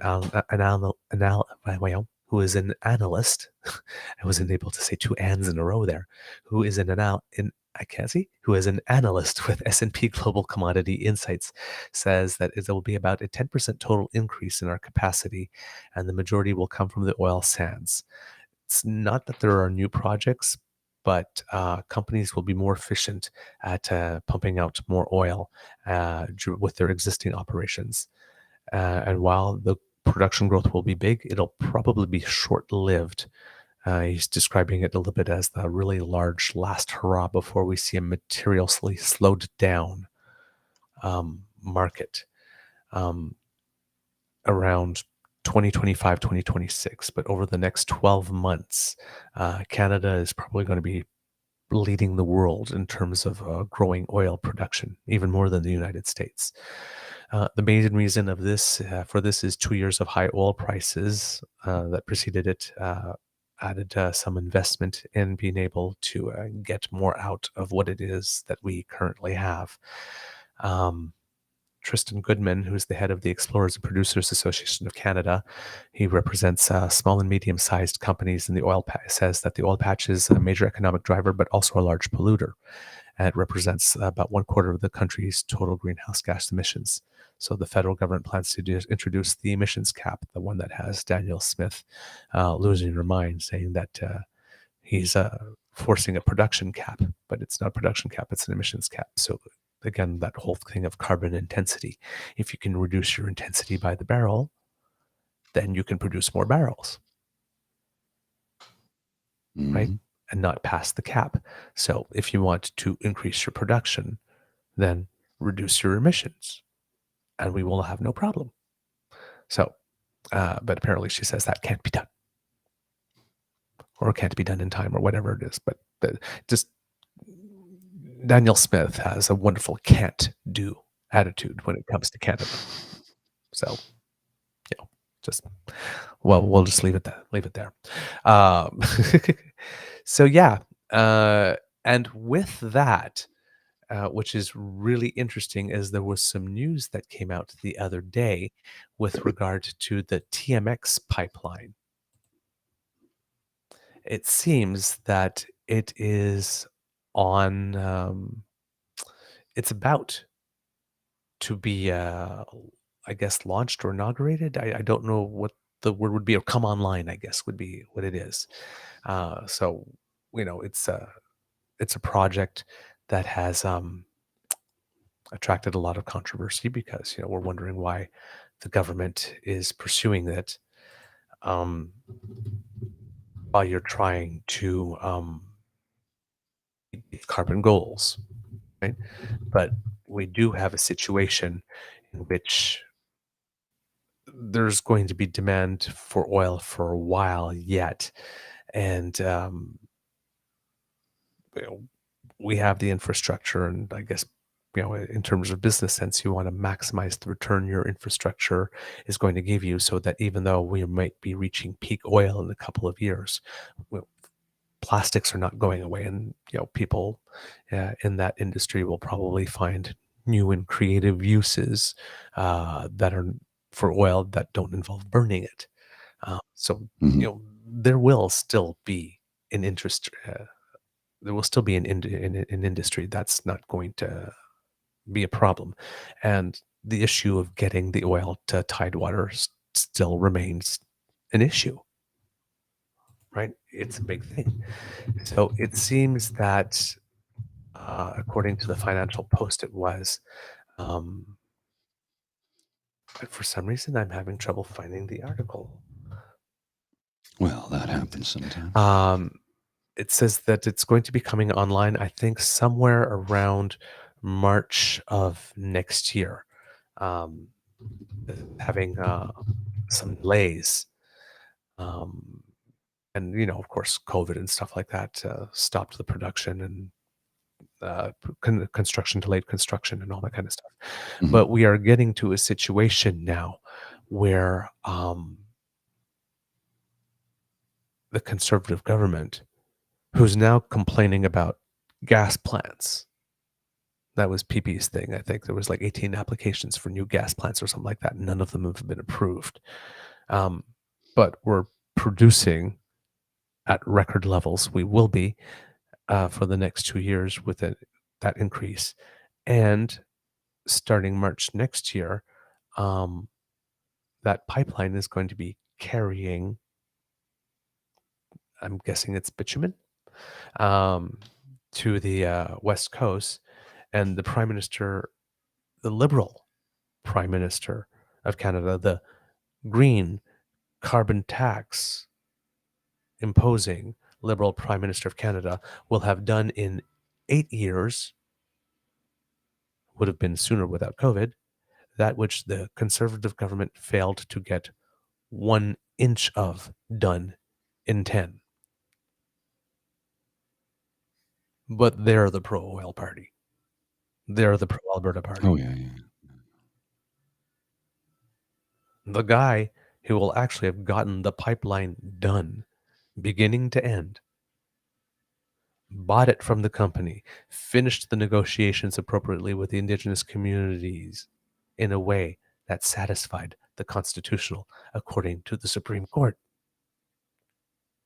Didn't call the judges activists, didn't try to do a campaign, didn't try to raise millions of dollars out of vilifying judges, just said, okay, this is what we need to do, went and did it, bought the pipeline, is getting it built, made a deal with the environmental community or promised that whatever proceeds or benefits that would come from it would go into fighting climate change. And there might be an opportunity for partial ownership with Indigenous communities. He will have done that. I can't wait to hear PP saying, after 8 years of Justin Trudeau, we finally have a pipeline. Isn't that wonderful, Alberta? After 20 years of Pierre Poilievre doing absolutely nothing but suckling at the teat of the Canadian taxpayer, it's time we kick him to the curb. Right? Right? Just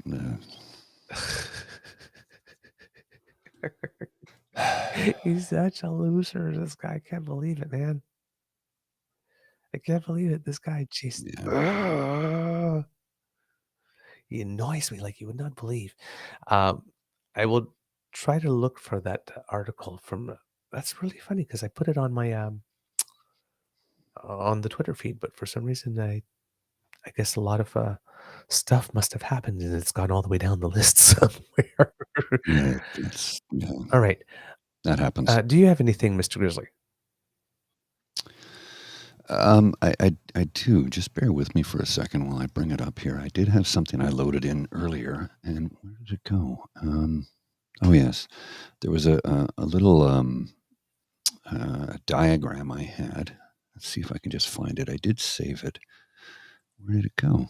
Oh, I hate it when that happens. You save something. Well, that's the thing. Same then, here. oh, there it is. Yeah, I have too many things saved is the problem. Exactly.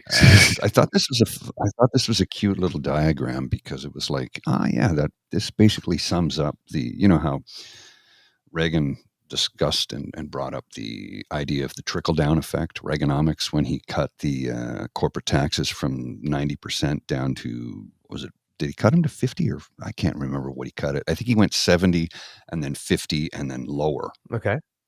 For corporate taxes. So if your earnings as a corporation are above 10 million, you pay 90% taxes. You were paying up to 90% taxes on anything over 10 million. Right. And that was only on the margin. So the way that they could, so companies, and this was under Eisenhower that this was brought in, and this is what built the interstate system. This is what built much of America, okay, post World War II. And the way the tax structure worked was if over $10 million as a corporation, your income was over 10 million. Anything over 10 million was taxed at 90%. Anything below 10 million was taxed at a much considerably lower rate. So what companies did back then, instead of having to pay 90% tax, they could do things like hire more employees, increase their wages, create benefits, upgrade their facilities, provide daycare, or, well, not daycare, but, provide incentive programs, pension plans. All of that reduced their marginal tax rate from 90% down to, say, 40%.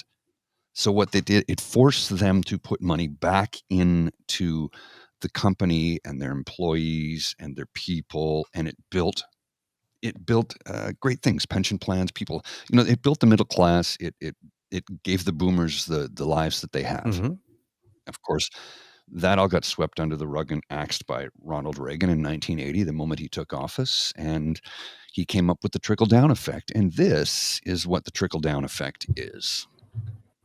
Wealth gets poured into a giant glass, and it's supposed to overflow and trickle down into the other champagne glasses. Mm-hmm. But instead it gets siphoned off into an offshore account, and we get none of it. Yep. Now, I know that's very sort of out of left field from what we've been talking about, but you asked me if I had something, and that was what I had. It's okay. I'm glad you had that.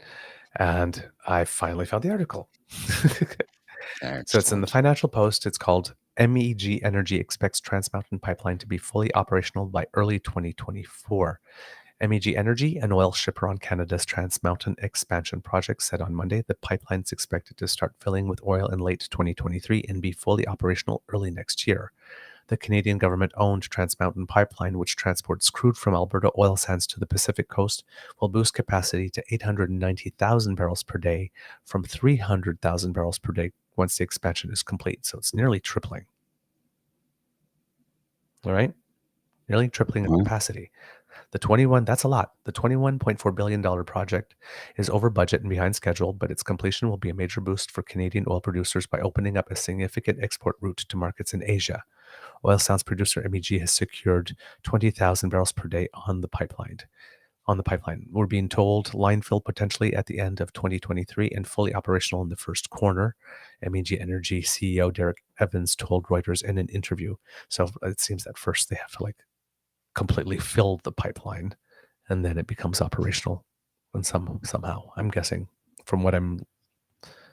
because if you're talking about having to do a line fill first, I'm guessing that's what's required, but this is not my domain of expertise, so I don't know. No. And then so far, Trans Mountain itself has said it only expects the expansion to be mechanically completed in the third quarter of 2023. So there you go. That's going to be the day that it becomes fully operational is going to be an interesting media day in Canada. Oh, yeah. Oh, hell yeah. I wonder. I'm looking forward to it. This is going to be the one day they won't want to blame Trudeau. You think? I sent you a message earlier. I don't know if you saw it in the chat there. Yes. You have some audio from Nate from the breakdown to telephone poll about abortion. All right. Well, let's bring it up. Yeah. Okay. So I'll bring it up. I gotta let everybody know. Trigger warning. This may trigger some people. So it's about abortion. And this is a telephone poll that is taking place in the province of Alberta right now. Have a listen to this. As you may be aware, a so-called live birth abortion occurs when a baby is born alive, resulting from a botched or failed abortion and left to die. Last year, there were 26 live abortions in Alberta and 149 in all of Canada, according to the Canadian Institute for Health Information. What do you think? Should doctors be required to provide the same standard of medical care for newborns who survive an abortion that they would for any other newborn of the same gestational age? This would in no way regulate or restrict abortion, but it would save a newborn child's life. Press 1 if you strongly support providing the same standard of medical care for newborns who survive an abortion as for any other newborn of the same gestational age. Press 2 if you somewhat support providing the same standard of medical care for newborns who survive an abortion as for any other newborn of the same gestational age. Press 3 if you neither support nor oppose providing the same standard of medical care for newborns who survive an abortion as for any other newborn of the same gestational age. Press 4 if you somewhat oppose providing the same standard of medical care for newborns who survive an abortion as for any other newborn of the same gestational age. Press 5 if you strongly oppose providing the same standard of medical care for newborns who survive an abortion as for any other newborn of the same gestational age.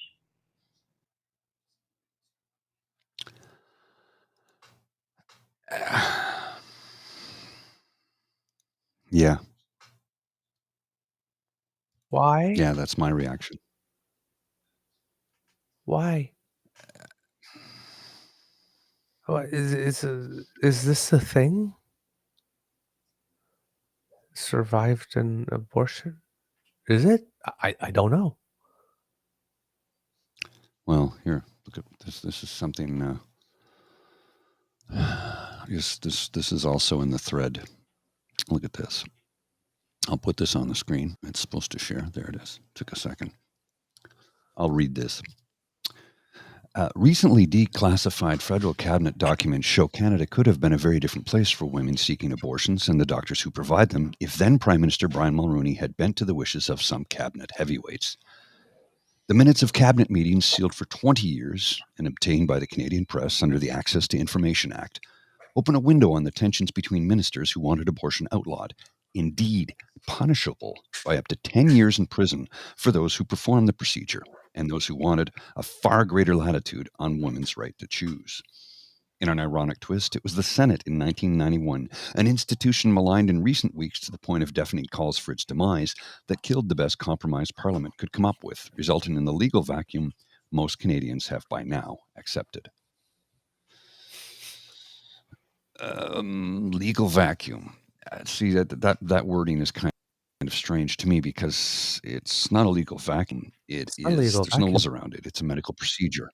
It's a medical procedure, like, That's heart transplant. its legal status. It's a medical procedure. That's the legal status. That's the legal status. And It's that's not the a way vacuum. it should remain. The minute you form a law around it, the codification thereof, like the protecting pregnant women, which we already have laws for that. The minute you form a law around that, that's when it becomes, well, now we're just going to outlaw it altogether. That's the slope they want to get on, so they can outlaw it altogether. And then you know what happens. Whether you're for or against it, whether you're pro-choice or you're vehemently against it, if you're pro-life, you do need to understand that it's still going to happen. It's still going to happen. So it could be a backroom, back alley abortion, in which case the woman's life is put at risk, as is everybody involved. Yeah, Like it's come on. Outlawing abortion doesn't stop abortions from happening. Just like outlawing drugs doesn't stop drug use. Or murder. Well, we have the death penalty if you kill somebody. Oh, well, if that was a legitimate deterrent, why do people still get killed? Why does murder still happen? Why do you have mass shootings every day in the United States of America? Yeah, but then you get the people that go the other way. Well, why bother have laws? Because the law didn't stop it completely. No, right? But it's the other side of the stupidity, right? This thing that you said would work didn't stomp it out 100%. What's the point? That carbon tax didn't stop tornadoes from happening. And that's not what it's designed for. The carbon regulatory fee is designed to put money aside so that companies can green and develop green technology and develop technology that does not detrimentally affect the environment that we have to live in, because there's no planet B. Yep. That money is designed to go into companies that are developing green technology, renewable energy, sources that are very cost effective, i.e. solar, wind, hydro, et cetera, and in many cases nuclear, because nuclear power is very clean and it's much safer today than it's ever been, and they keep advancing it. That carbon regulatory fee, it's not a tax, it's a regulatory fee, and the onus is for you to green yourself as a company. And in doing so, that those fees get set aside and they get poured back into companies that can make things better. Yeah. So, yeah. No, I hear you. So it's wow. That's the reason why I asked, is that a thing? Like I said, I see people go, no, it's not. It's I'm just wondering, is this like a different thing than the post-birth abortion thing, which we know is bullshit because that's called infanticide and it's already legal. Yeah. But like the sort of like this claim that there's been 146 attempts at an abortion where the fetus was not aborted successfully and then was born, or was like, or they had like when she says same gestational period, like, is the kid born, or there was a first attempt at abortion and it didn't work, so the person wants to go again, and then they say no, you can't get to do it twice. I don't get what she claims is happening in that ad, or if it's just another take on post-birth abortion. Let me put this on the screen. This photo was from the Conservative Party convention, CPC 18, not last August, because it was when Scheer was in power. Yeah. Not 10 years ago. So this is what, 2 years ago, 3 years ago, overwhelmingly to reopen the abortion issue in Parliament. Anti-choice Scheer is on record stating he will allow a private member's bill on the issue. And then if you look over here at the tweet, Conservatives are determined to ban abortion and will use lies, innuendo, and misinformation and complex polls to generate the answer they want. Poilievre is vetting all CPC MPs to ensure they'll vote to ban abortions. They tried under Mulroney. He would have no part in it. One of these days, people are going to pay attention and discover that there's a global invasion underway. The weird shit you see happening is intended to make you angry and divisive. Reminder, united we stand, divided we fall. They're all counting on it. Vote for democracy always. I'm not sure quite what that means, but sure. Well, okay, I got Kid Saucy here. She seems to be more in tune with this thing that they're trying to say the baby was still alive when it was aborted. That would be infanticide. Mm-hmm. Mm-hmm. It's literally a lie being peddled like late-term abortion or the abort babies after they are born. It's psychotic. Yeah. She's claiming that there are 126 such cases. Please show me those cases. I'd like to see each one I of them. think those cases are going to be similar to those thousands of letters that Scott Moe and Blaine Higgs received. Well, that information is available, apparently, according to that phone poll. Unbelievable. Yes. And yet, believable. Well, yeah. Sorry, I shouldn't say unbelievable. Just look, these reformers will lie directly to your face after they said something 5 minutes earlier. They'll turn around and lie about what they just said directly to your face because they're counting on you to be ignorant. They're willful ignorance. They're counting on stupidity and willful ignorance. And they're not being held to task for the lies they tell. And they do it every damn day. Gee, that one made me feel a sharp stabbing pain in my eye. It's terrible. Mr. Grizzly, at the big in the chat, I sent you 2 links to what the Prime Minister and PP had to say to the Jewish community in solidarity. Wanted to show it this week, but we didn't have everything that we needed on the first day. So I've got the one from Skippy. Is that the one? Yeah, I think I sent both. Speech. Yeah, let's see. Yeah, I have PM and PP. I sent you. Yeah, I've got them both. Yeah, you can start with whichever one you want to. The order doesn't really matter here. Yeah, just give me a sec till I get them prepped here. While you're doing that, I noticed that to start the show, Kit the Daily Beaver mentioned something about Friday the 13th, starring PP as Chucky. It's like, no, the Daily Beaver, Andrew Scheer as Chucky. Yes. It's in the cheeks. With the dimples. Yeah. Pierre's more like how much of the speech do you want me to air? Because it's Skippy's 7 is minutes. 7 minutes. Yeah, so is the PMs. They go or the whole something. Thing? Yep. 6 minutes. Yeah, because I want people to hear when I was mentioning that, that how it sounds statement like at first. And PP does this thing when he wants to look like he cares, where he he looks like he's a little sad, and so you'll see him doing it like people are going and he's going like yeah.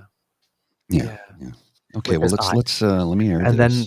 Then we'll start with him. Yeah, and then you'll see around the 5-minute mark where body language starts to shift, where he starts to sort of move to campaign, and you'll see what I'm saying about the pandering a bit.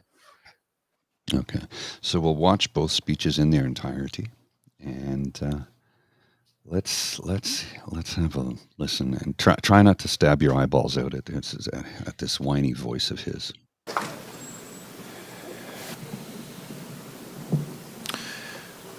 Shalom. It is with a combination of heartbreak that I join with all of you here today.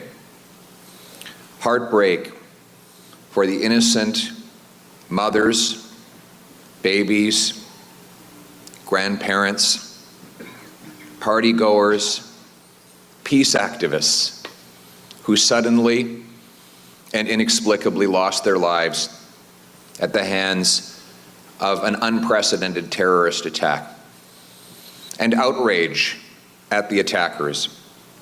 And so, in starting my remarks tonight, let me be explicitly clear. Hamas is not a militant organization. It is not an activist organization. It is surely not a government. It is a sadistic, demonic, genocidal, terrorist death cult, and it must be defeated and destroyed.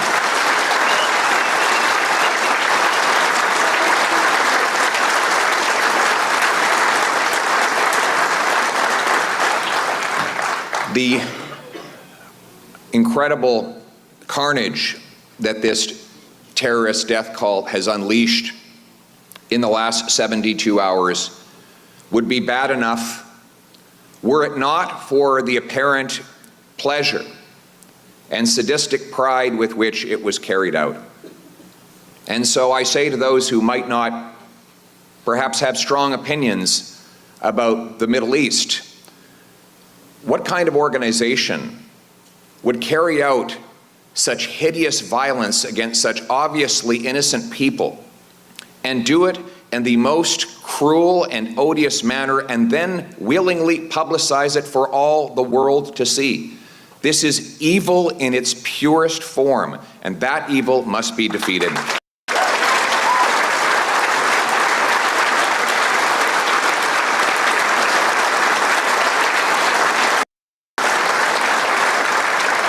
Hamas does not speak for the Palestinian people, it does not speak for Muslims, and it surely does not speak for Canadians.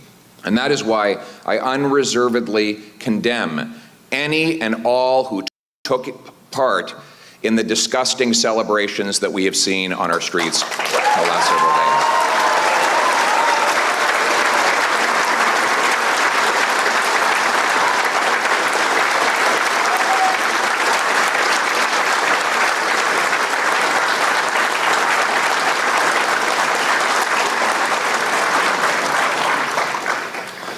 It is now for Canada to stand with Israelis as they carry out their right and obligation to defend themselves, to provide any support we can, and intelligence, and in any other way, to ensure there is high quality consular services for every Canadian citizen who may be stranded or in need of any assistance whatsoever. And I know that members of Parliament for all parties will be united in that purpose.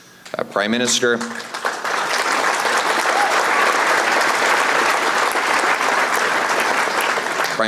MPP MacLeod, MP Aria, Mr. Mayor, I know we will all be working together to frantically bring assistance to any of our Jewish brothers and sisters or people of any other faith who may for any reason be in distress in the Middle East at this time. And I encourage everyone here to donate generously to the beautiful charities who are helping to come to the rescue, charities like Magan David Adam and countless others. Let us all be generous with them in this time.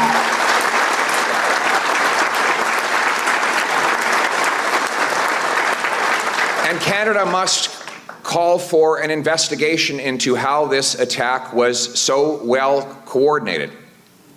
It is clear to me that the regime in Iran has been the greatest actor of evil and terrorism on the world stage, and we must work day and night to defeat that regime.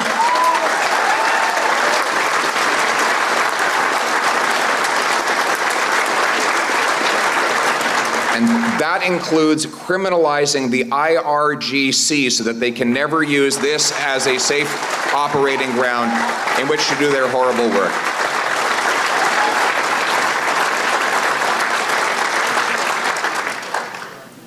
I want to thank the rabbi for Psalm 23, one of my favorite. Yea, though I walk through the valley of the shadow of death, I shall fear no evil, for you are with me, O Lord. It is hard, almost impossible, to have any sense of hope in a time like this. But I do have hope not just for the people in this room and for the Jewish people across our country, but for the Jewish state of Israel. Because Yisrael Hai. The Jewish people are the only people who live as the same people on the same land, worshiping the same faith in the same language as 3,000 years ago.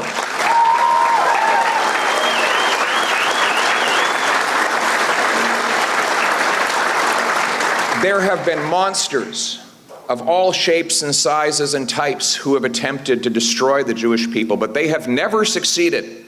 The Israeli people are eternal in the defense of their homeland, of their faith, and their culture. One of my greatest memories was taking Shabbat with a rabbi from London, Ontario, who had made Aliyah and gone to Israel, and his 7 kids sitting there singing the same beautiful songs that would have been sung on that same land 3 millennia earlier. That is a story of survival.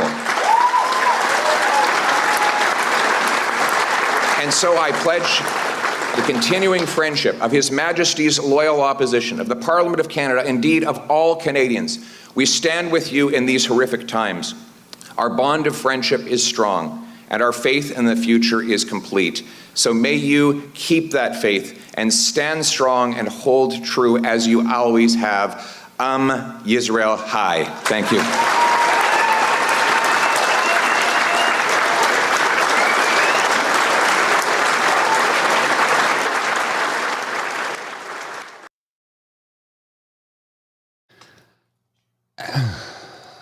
All right, now let's just play the Prime Minister back to back, and then we'll comment.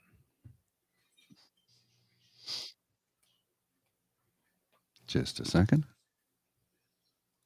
And here we go.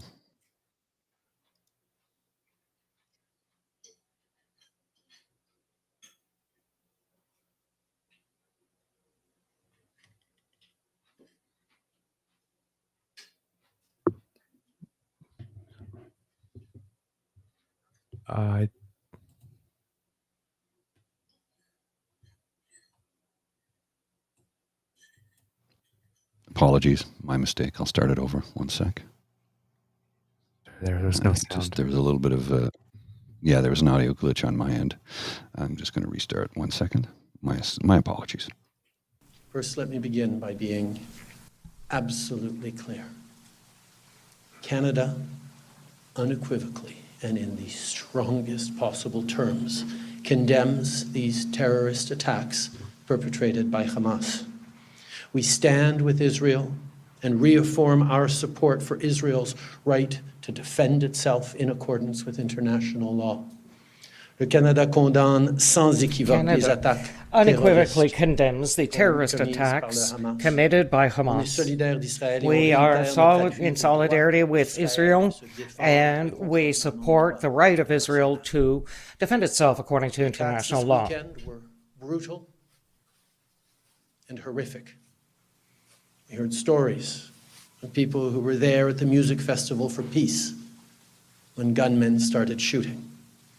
We saw images of parents shielding their children to protect them from rockets. Women and kids have been forced out of their homes and kidnapped. The images and the imagining what it must have been. Middle of the night, as doors were kicked in, people ripped from their beds. It's unimaginable. We know that even Holocaust survivors were kidnapped. The indiscriminate killing of civilians, the sexual violence, the violence against women, children, and elderly people, these acts are sickening and completely unimaginable. On demande la libération We ask immédiate for the immediate freedom of the hostages and that they be treated according to international law.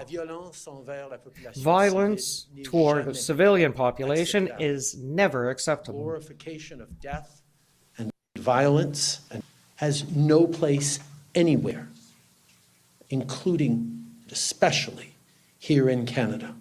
So let me be very clear. Hamas terrorists aren't a resistance. They're not freedom. They are terrorists. And no one in Canada should be supporting them, much less celebrating them.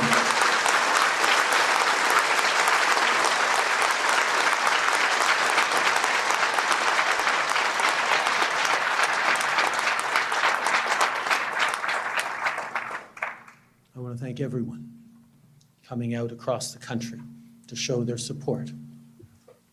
Just a few weeks ago, I was in Toronto to celebrate Rosh Hashanah. We talked about all the uncertainty in the world right now. We talked about the importance of being there for one another. We talked about the examples of Jewish Canadians embodying the concept of tikkun olam, commitment to make the world a better place, healing the world. We talked about our hopes for a better year, a better future. Or what happened this weekend during a Jewish holiday on Shabbat. It was the opposite of hope. It was dark, abhorrent, and heinous. Nearly every Jewish Canadian has friends or family in Israel. Les députés, les membres de notre gouvernement et de nos équipes qui sont de members confession of our juive. government and of our teams who are Jewish, just like so many of you to this evening, have friends and family in Israel. Les liens au sein de cette communauté sont justement The relations within this community is exactly what makes it so strong and incredible. interconnectedness of this community is what makes it so strong and incredible, but it is also what makes it so difficult right now. You're feeling so close yet so far away. You're talking to relatives, you're scrolling social media, you want to be able to help directly. My friends, you are not alone. Canadians stand with the Jewish community, Canadians stand with Israel, and we stand ready to support the Israeli people.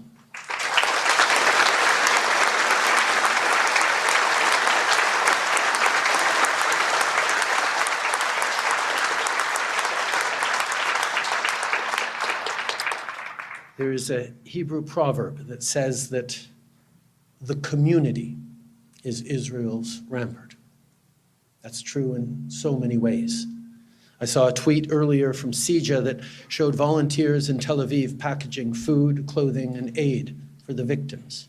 Ici, au pays, les communautés juives se mobilisent. Here in Canada, Jewish communities are mobilizing to collect funds to help Israelis. We see examples of mutual aid here and around the world. The world is in a very dark place right now. Standing up, united for our values is more important than ever. We want to win against terrorists, dictators, and bullies. Upholding the rule of law must continue to be our rampart. Protecting civilian life must continue to be our rampart. And as you know very well, being there for one another will always be our strongest rampart against hatred.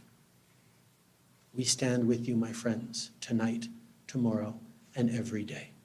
Merci, mes chers amis. Thank you, George.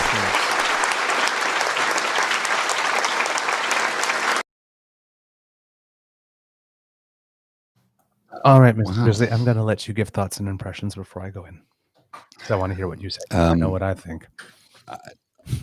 Sorry, I was working that whole time. I didn't have a chance to really fully pay attention. My apologies. I'm trying to deal with an issue here with my employer. So if you could please dive in, sir, I will listen, and I'll have to watch it back later to give you some input next week. Okay. So, Kits noticed when the Prime Minister was speaking, noticed how his eyes seemed rather angry. And yes, his eyes did seem angry, and you could tell in the first few words there was some shaking in his voice. There's some genuine emotion there. You can tell he was trying to contain. The Prime Minister gets angry in a way that I get angry, which is kind of interesting. When I get angry, my voice slows down and my words get way more pointed. And when I'm looking at you, you have my undivided attention. I was kind of noticing that, and as somebody mentioned, the message stays calm, however. That is what we need in these times. And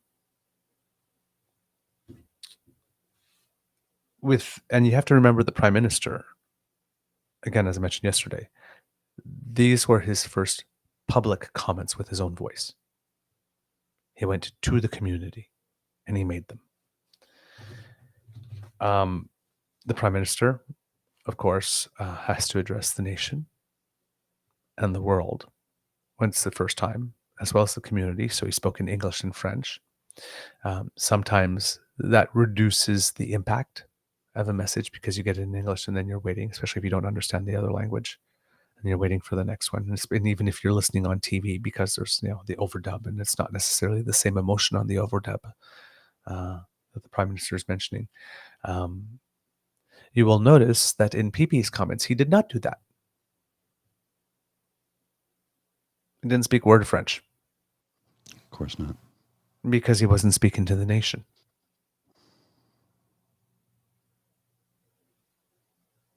While he was there, he wasn't also speaking to and for the nation, as the Prime Minister did.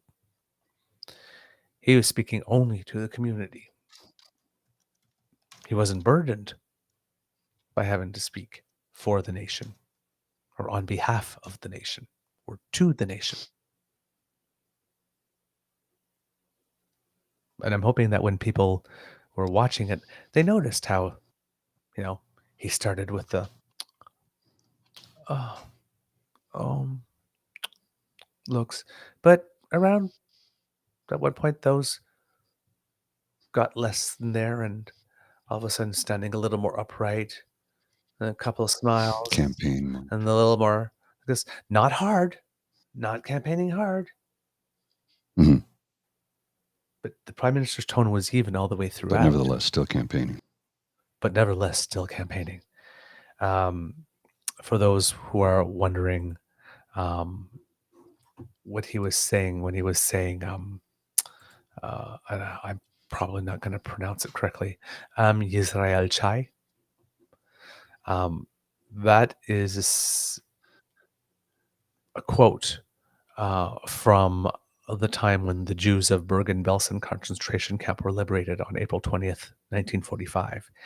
They sang the Hatikva, and at the end of the anthem, British Army chaplain Rabbi Leslie Hardman cried out, Am Yisrael Chai, which is, in English, the best translation they have for it is, the people of Israel live.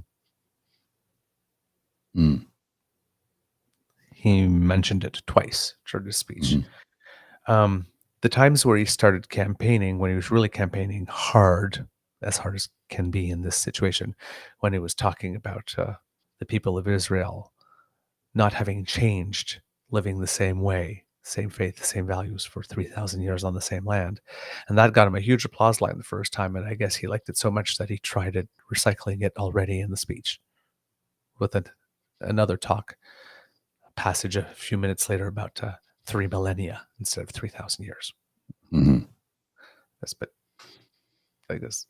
At the end of the speeches, you have two different voice recordings, but if you watch the CPAC, the applause for PP was louder and longer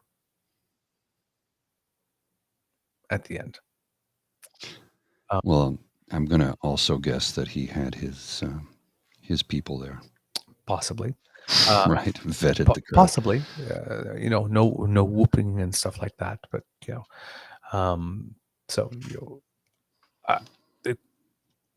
possible that it could have been an applause for him and applause for all the speakers total if he was the last speaker of the night. Mixed in with that, who knows? But he didn't tank it. Now, in his talk, though, you do notice how he mentioned talk about high-quality consular services. that people depend on, and how everybody in the government is going to be making sure that that takes place. So that was a little dig. Mm-hmm. Subtle, a little dig. Also pronouncing it, not necessarily saying I will be leading this, but framing it in such a way that, I'm sure that the Prime Minister and I will, which kind of makes it look Yes. like he's leading it in a way, even though, he's not actually saying that. And I mean, you can, that one is more like, what lenses are you watching him with rose-colored lenses? Oh yeah, and he's just being normal. And are you listening with dark-colored lenses? There might be something behind that. There may not be something behind that. That might have just been a simple sentence either. I'm predisposed to not liking him, so I may have read a little too much into that one, I will admit. He also called for, so he wasn't saying that Canada should investigate, but should join the calls for an investigation. So that's fine. I have no problem with that. But he mentioned criminalizing the IRGC. And as we've mentioned several times on this show already, the Conservatives had many opportunities to do that when Pierre was in government, and that's sometime in there when he was the Minister of Housing, allegedly. And they refused to do it. And I think I remember reading from the Hansard Liberals demanding that the Conservatives list the entire IRGC as a terrorist entity, which is kind of hard to do because how would you enforce it, right?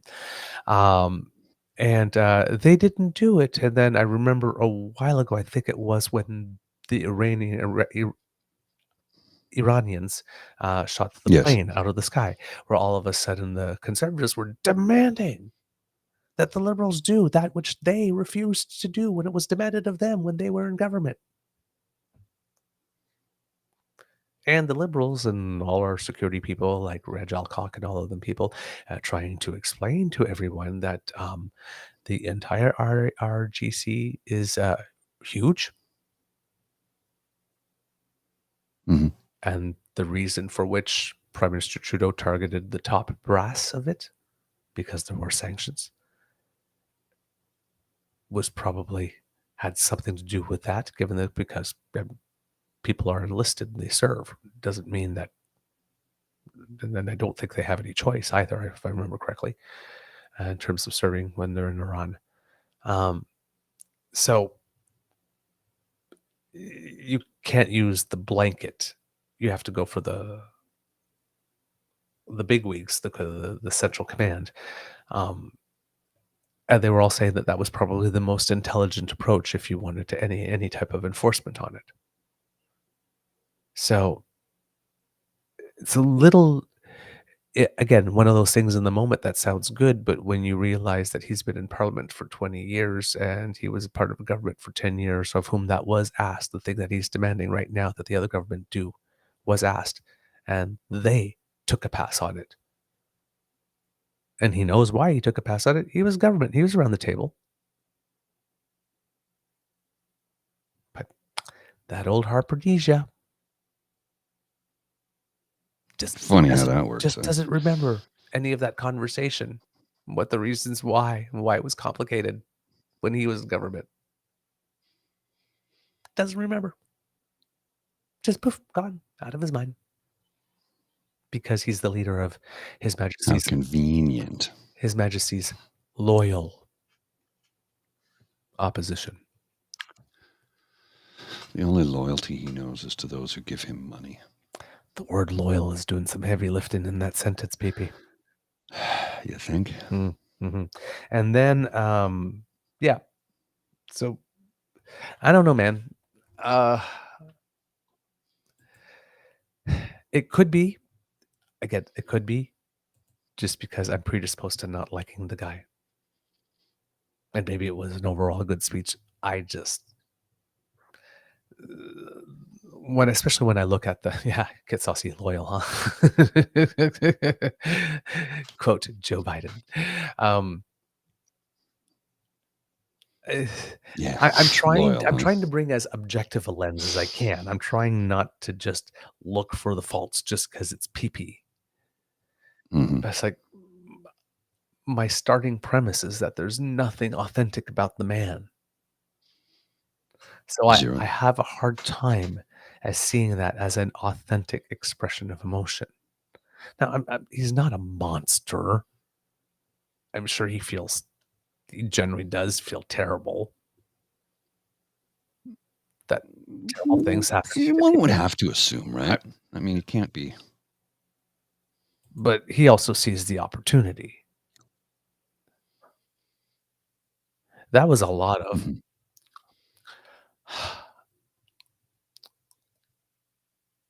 Oh, yeah. you could tell that the prime minister was really getting angry like this, but it wasn't.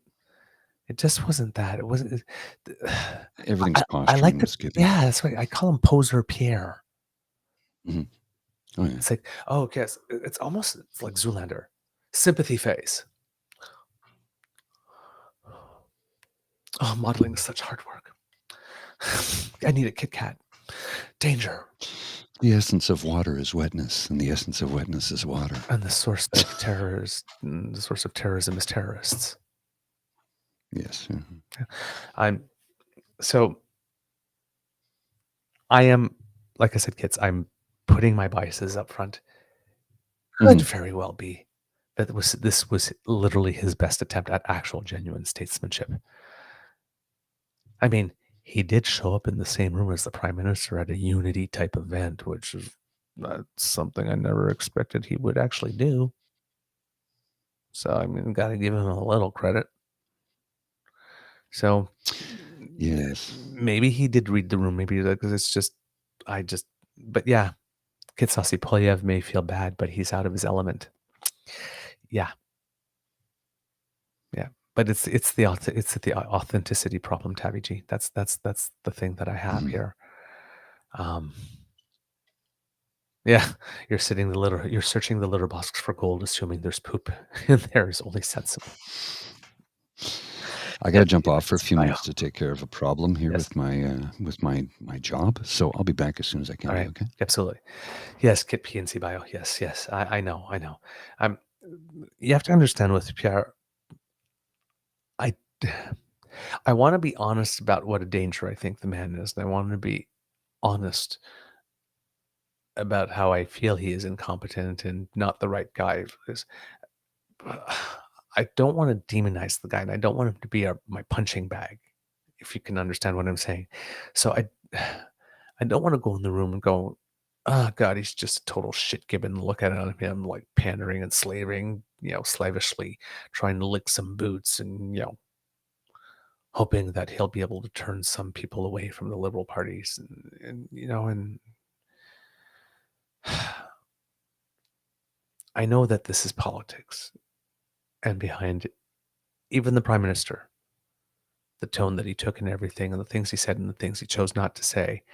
Like for example, the prime minister didn't make much mention of Palestine at all, whereas Skippy kind of talked about it by saying, people of the Jewish faith and people of any other faith who are in the Middle East and need some help, which is kind of a way to lump in innocent Palestinians without mentioning them remotely anywhere by name. These are calculated decisions, right? So that part I get. And then within that, as the saying goes, if you can fake sincerity, then you got it made. And if you can have genuine sincerity, then that's better.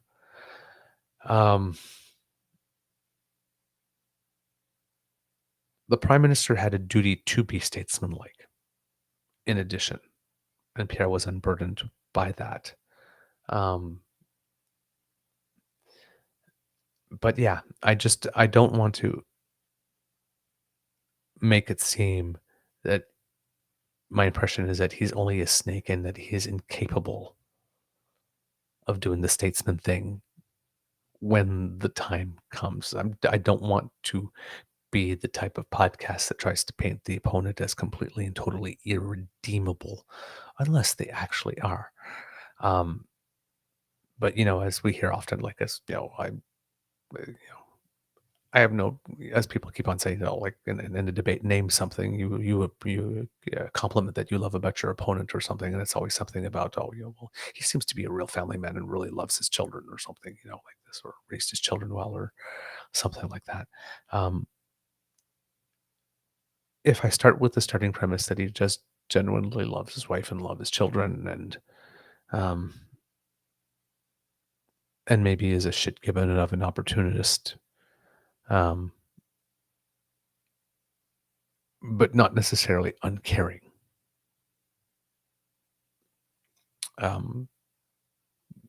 Then there's a possibility that was a genuine expression of emotion on his part. It's just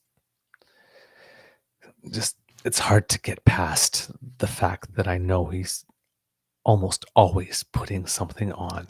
And it's been 20 years of almost putting something on. If there is a real Pierre Poilievre, that's not this person who's always putting something on and trying to jab, or I've not seen him often enough to know that that's in him.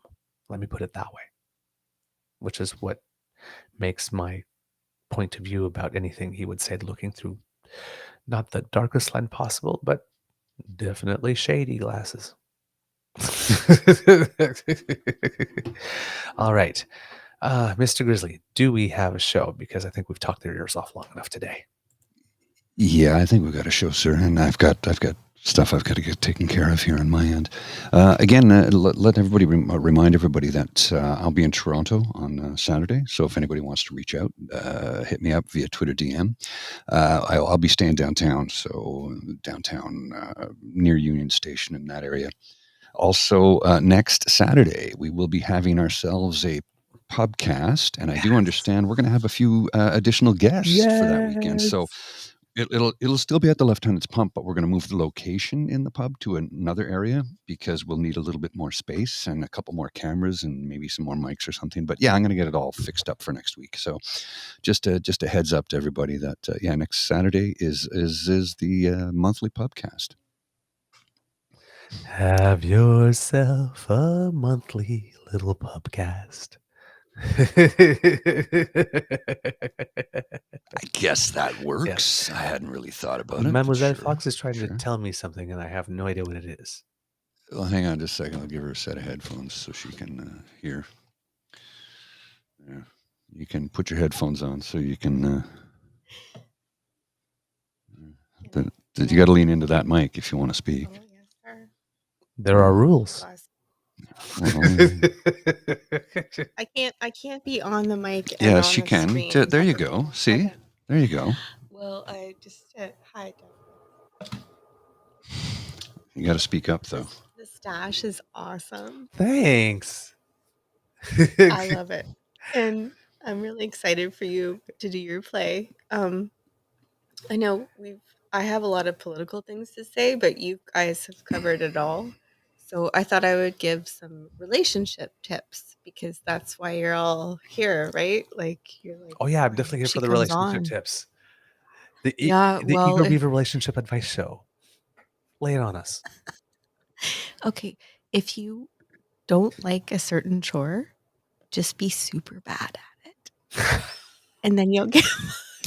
Yeah. So here's the thing. What she's getting at is she's not fond of cleaning dishes or the kitchen. So she nauseous it up horribly bad. First she comes in and literally burns my kitchen down. And then I have to come and clean it up because she's so bad at it. She makes a bigger mess cleaning than she does cooking. So I have to take care of all of that. Oh, that's highly effective. That's like my favorite. If you don't like cleaning the bathroom, sorry, Douglas, you go. Go ahead. No, just if you don't like cleaning the bathroom, do a super bad job at it. Yep. Or the kitchen. This is not good relationship advice, okay? But it reminds you. I think it's great advice. Do you remember there used to be a comic strip named Sally Forth or something like that? Mm-hmm. And it's the best life hack I got. If you have guests coming over and it's dusty, it takes light to see dust. if you don't have time to get rid of the dust, get rid of the light. This is why we get along. Mood Anyway, lighting. right? It's like, no, nothing to see here. No, I am the worst at doing dishes. And Oh yeah, she pre-washes them. She's like, I did the dishes. I'm like, no, you didn't. I pre-washed them. There's no pre-washing. You either do them or you don't. She just rinses them underwater and sets them aside. I'm like, that's not washing. I'm like, it's good enough. No, it is not. I don't have a dishwasher to put them in. I am the dishwasher. I know you what can't it's rinse like. them and set them aside and say that's fine. That is how bacteria develops. That is how you get botulism. I know what that's like. Before we moved in here, things were terrible when the dishwasher broke down. Yeah. Why have we got no I just Oh, spoons? I Weaponized just proved incompetence. how it worked. I'm like, you know what? No, they're good. Yeah, it's because I have ADHD and OCD. I have to have things clean, neat, and organized. And when the ADHD can kick in, it's like I can look at it and go, no, can't deal with it. And other times it's like hyper focused, and I will clean everything top to bottom, and it will take me hours, but I don't even notice the time going by because I get it done. Yep. Well, I completely respect the ADHD and compassion for that. But I also think that it's a great relationship. No, it is not. It is not. That's it. Okay, you're okay. I'm cutting you off. I'm cutting you Just off. fuck it up. No. Hey, kids, No. don't do that. No. Don't do that. Don't do that. It's not to let you know, Dan. Don't do that. I'll be in town tomorrow. Just say you. We're really arriving don't in like town it, around we'll 11. fold laundry instead. Yeah. We're getting into town around 11 a.m. tomorrow, but we have a couple of things we have to do, and I have an appointment from between 1 and 2. So basically, after 2 o'clock, I'm free. Yep. I'm supposed to meet up with a few different people, but yeah, by all means, reach out and I'll see what I can do. Maybe we can meet for a coffee or something. Yep. Alrighty. Yep. And I get that. Like, trust me, it's like I get that. Me, it's bathrooms. I don't like them. I lived in a foster home with like 4 other boys, sometimes 5 other boys, and then 2 other adults. And because I was almost the youngest or second youngest, I was on bathroom duty for 10 years. That's the first thing. I think one of the first things I said with Alex when I moved in is, oh, by the way, it's like, I will vacuum the living daylights out of stuff. I will mop floors like this. I am never cleaning the bathroom. I've given at the office already. That one's yours.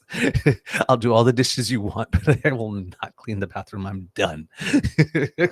Understood. 10 years of cleaning All right, let's bathrooms go. for I gotta 7 get out of people. here. Ugh. All right. Kids. I'm already 5 minutes late for a meeting that started 5 minutes ago. Okay, then I'm going to speed through. Kits, that's the end of this episode of the Daily Beaver podcast. You love listening to us. We love making it for you. Tell everybody about us. You sharing is caring. Pod page sponsored by the Ray Girl. Podpage.com/The True North Eager Beaver. Lowercase letters with a hyphen between each one of those words. Make like Kit Lane and smash with all our buttons on our True North Eager Beaver Media Incorporated YouTube page. Like, share, subscribe. And with over 100,000 views now. Boom, boom, boom. Yes, babies. And if you like what we do and want to encourage us to do more, then please go to our coffee page. That's coffee, ko-fi.com/eagerbeaver, lowercase letters, all in one word. Make your contribution to our emergency hydration fund so that we come back Monday not speaking like this to you. We need some staff for the weekend, so help us out, kids.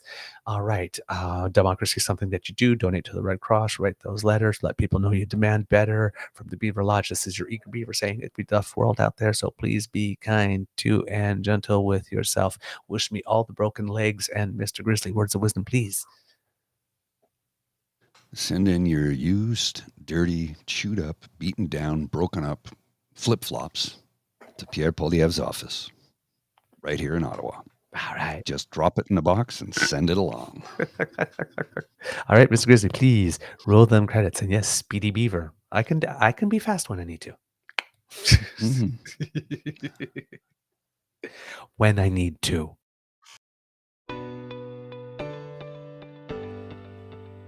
You are listening to a True North Eager Beaver Media Podcast.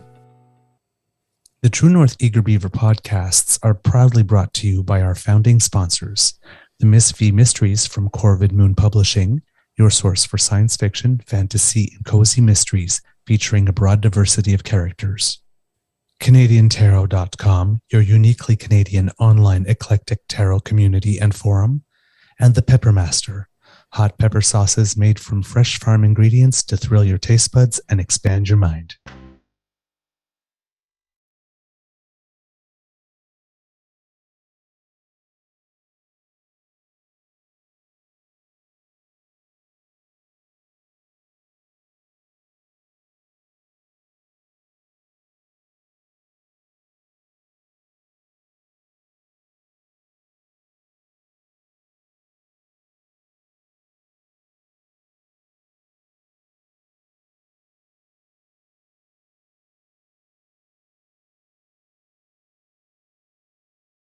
All right, and because all we do is give, if you want to send those flip-flops, remember it's Pierre Poilievre, House of Commons, Ottawa, Ontario, Canada, K1A 0A6.